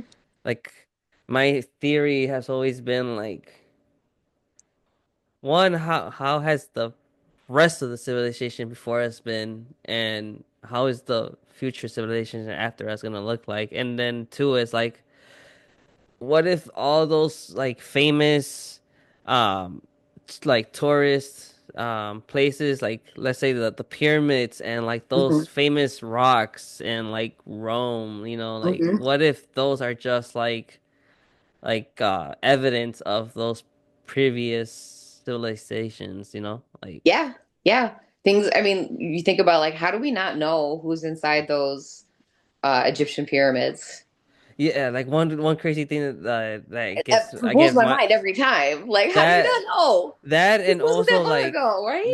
they say like the like each pyramid or whatever is it's like close to on like stacked almost on the top of each other because like they Hmm. said like if it was like off by like even a centimeter or whatever like it will go to like it'll Yeah. collapse. So it's Like like, that shit's how? wild, right? Like see but How then did they again get there? Who built right. them? And why do we not know who's inside? Because they had written word. So how do we not know when they had written and spoken word? How has that not carried on? That's what's always thrown, like, not made sense to me. If we can communicate during that time and write things down, and they wrote them down all on the inside, how come nobody on the outside knows? Yeah. So yeah, I mean, it's And then like one of what those are they things to hiding do, like without the like even if they have booby traps or not or even if that's in just the movies or not but like what are right? they hiding in there, like what Exactly. Some like black hole somewhere, wormholes. I mean, yeah, there's crazy. I I don't know. There's aliens on Skinwalker Ranch in this place here in, like, oh Utah, man. And if you watch that show, like, you will really think that there is a black hole coming for us. And I think there might be. Like, I think there's like vortexes here and there. There's like a spot where don't don't there's a vortex where these crazy animals come at. Like, it's insane. don't get But me when you on watch it, aliens. but like some of Are these guys who are are you a researching, believer? I am a believer. And like some of these guys who are doing this research are like former government researchers. So that will, like, you should check it out. I should. But yeah. I'm big into aliens too. I like talking about aliens because I don't think we're the only ones. Mm, And I think it's, that if we think that we're silly. you heard of the whole the like the what is it is it the West Coast? No, the East Coast of like the whole like the like the drones or whatever. Oh, Yeah, yeah, yeah, you yeah. heard about that? Yeah, yeah, yeah. I don't That's think that it. was anything. You No, don't that was just know? people messing around. You No, think so? that was just people with their fucking drones out after Christmas. That's all that was. Christmas Uh, presents. people were really getting in shocked and everything. They're like, oh, Well, Trump just admitted that yeah, they that's just did true. a press report where they were like, "Yep, it was just people out with drones." Yeah, they did say that it did, or it was like it was ours too. He said like it was ours, and yeah, like to be. I mean, we always have our drones out. Like they're monitoring the weather, they're monitoring the traffic, fucking Google Maps. Like there's Mhm. drones everywhere. But I think like the mass noticing that everybody has done is because lots of people got them for Christmas. But Look at the no. obvious answer first, though. Honestly, that's usually the truth. It's usually not going to be aliens because if it Hmm. was, we don't. They're smarter than that.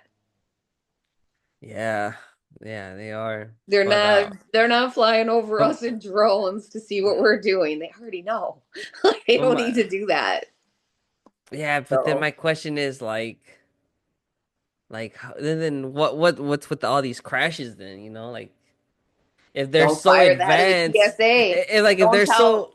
Don't tell your workforce to retire in mass when there are already shortages. So like that's what I'm saying. So it's like if they were so if they're so like Humans. intelligent, advanced, like the like like beings, like Mm-hmm. why No, would they're they not be going to crashing? intervene. Like why would they crash though? You know? But so watch the Skinwalker Ranch thing. They think that they crashed into this mountain and there's like pieces of a craft inside of it. Really? Yeah, because there's these weird energy fields around it. I They see. Well, literally have like a mountain that they're pretty sure a craft went into. yeah, no. I feel like the aliens gotta be for a different pod because we can go Oh, this deep one, this into is it. like you would go down this. You're gonna go down this rabbit hole, and you'll be like, "Holy shit, she's right. That's it. That's No, because it." there's a shit ton. There's a shit ton going I on. know, That's but why. then, but this will put it in your head, and you're gonna go rock I might ha solid. I I mean, might like, have yeah, to see there's it. other things, but this one will make you seriously go, yeah, we're not alone. And there's definitely ways that things are coming in and out easily. And you can watch the sky and go, yep, okay, yeah, we're not alone. It's Yeah, crazy. I might That have to show, see that. like, my husband and I was like, Is it even and still we're both like is it still believers, a thing? but Is it still a thing it is, but I or don't, is it there's not like a season out right now. Oh, okay, I okay. think we're like waiting for the next season to come out, Gotcha. but there's been, I want to say 7 or 8 now. And there's, I mean, it's real actual scientists, like some of them that have been scientists working on UFO projects for the government that like as they got into this project, they were like, holy shit, this is it. Like there was like a massive press release about it. But for some, it's like with everything else, it You gets should sucked into the vacuum. But uh like literally it's going on. Like you should I'll send see it. a James Fox documentary. Okay. Send Yeah, it to me because yeah, I'll you should forget. see. You should yeah. There's like three, but you Yeah, should send it to see. me. I want to see. Yeah, yeah, most definitely. But before we wrap it up, Yep. what is when is like your next event? Either like Whew. hosting or you're just gonna be collabing or a All vendor. right. So my next event is going to be at 3 Points Viewing is coming this Sunday in Lake Zurich. There's this group that does it's a non-cannabis group called Bead Streets, and they just do all kinds of vending. So I'm excited to be kind of accepted on both sides, and trying to bring our market to the traditional market. So that's just like one of those where you go to a brewery for the day, and they've got vendors there. And I've tried to kind of get into those things for a while. So I'm excited. It's my first one where they've actually said, okay, bring your bonsai, we'll accept it. So I'm Gotcha. excited for that. But after that, my next workshop is coming up on the 15th at Prohibition Cafe in Chicago. So we're going to be doing it's from like 7 until 11. So we'll have the workshop and then they have like a dance party afterwards. So it'll kind of be all inclusive. So you get a drink included with your ticket. Come and create your own bonsai. This month's theme, because it's February, is about self love and setting intentions, really specifically for yourself and self care. That's what's up. Yeah, so I'm excited. So that is the next one coming up, and at the end of the month, I'll be in Crest Hill at Rejuvenate Plants, and then there's sprinklings of events before and around that. So That's what's up, man. Well, Yeah. thank you so much, Angie, for coming on the pod. It Thank was a you. great Thanks for conversation. We having went all over the place. It was me. amazing. All over Um, the place. yeah, It's good. Thank you. but yeah, I will leave your Instagram so people can follow you on the description. Uh, Yes. It'll but say growing with intent. I know. Type the whole thing out. I'm shadow banned. It was not growing with intent to steal anyone's idea. It's growing with intent because growing with intention was already taken. But I do have growing intentionally as well, and that is like a non-cannabis site just to be friendly to the meta world. So if you check that out too. most definitely. Well, there you guys have it, ladies and gents. This is your boy Chino with our guest Angie here, Thanks, and Gino. we won't see you guys in the next episode of vlog. And yeah, don't forget to follow her on her Instagram so you guys can make sure on updates and events. Yep. And yeah, And my stay people high. follow Chino and say hey when you see him out at events. Yeah, yes, yes, yes. Yep. But yeah, ladies and gents, that's pretty much it. Stay high, be safe out there. We'll Yep. see you till the Stay next one. elevated. Take it easy. Bye.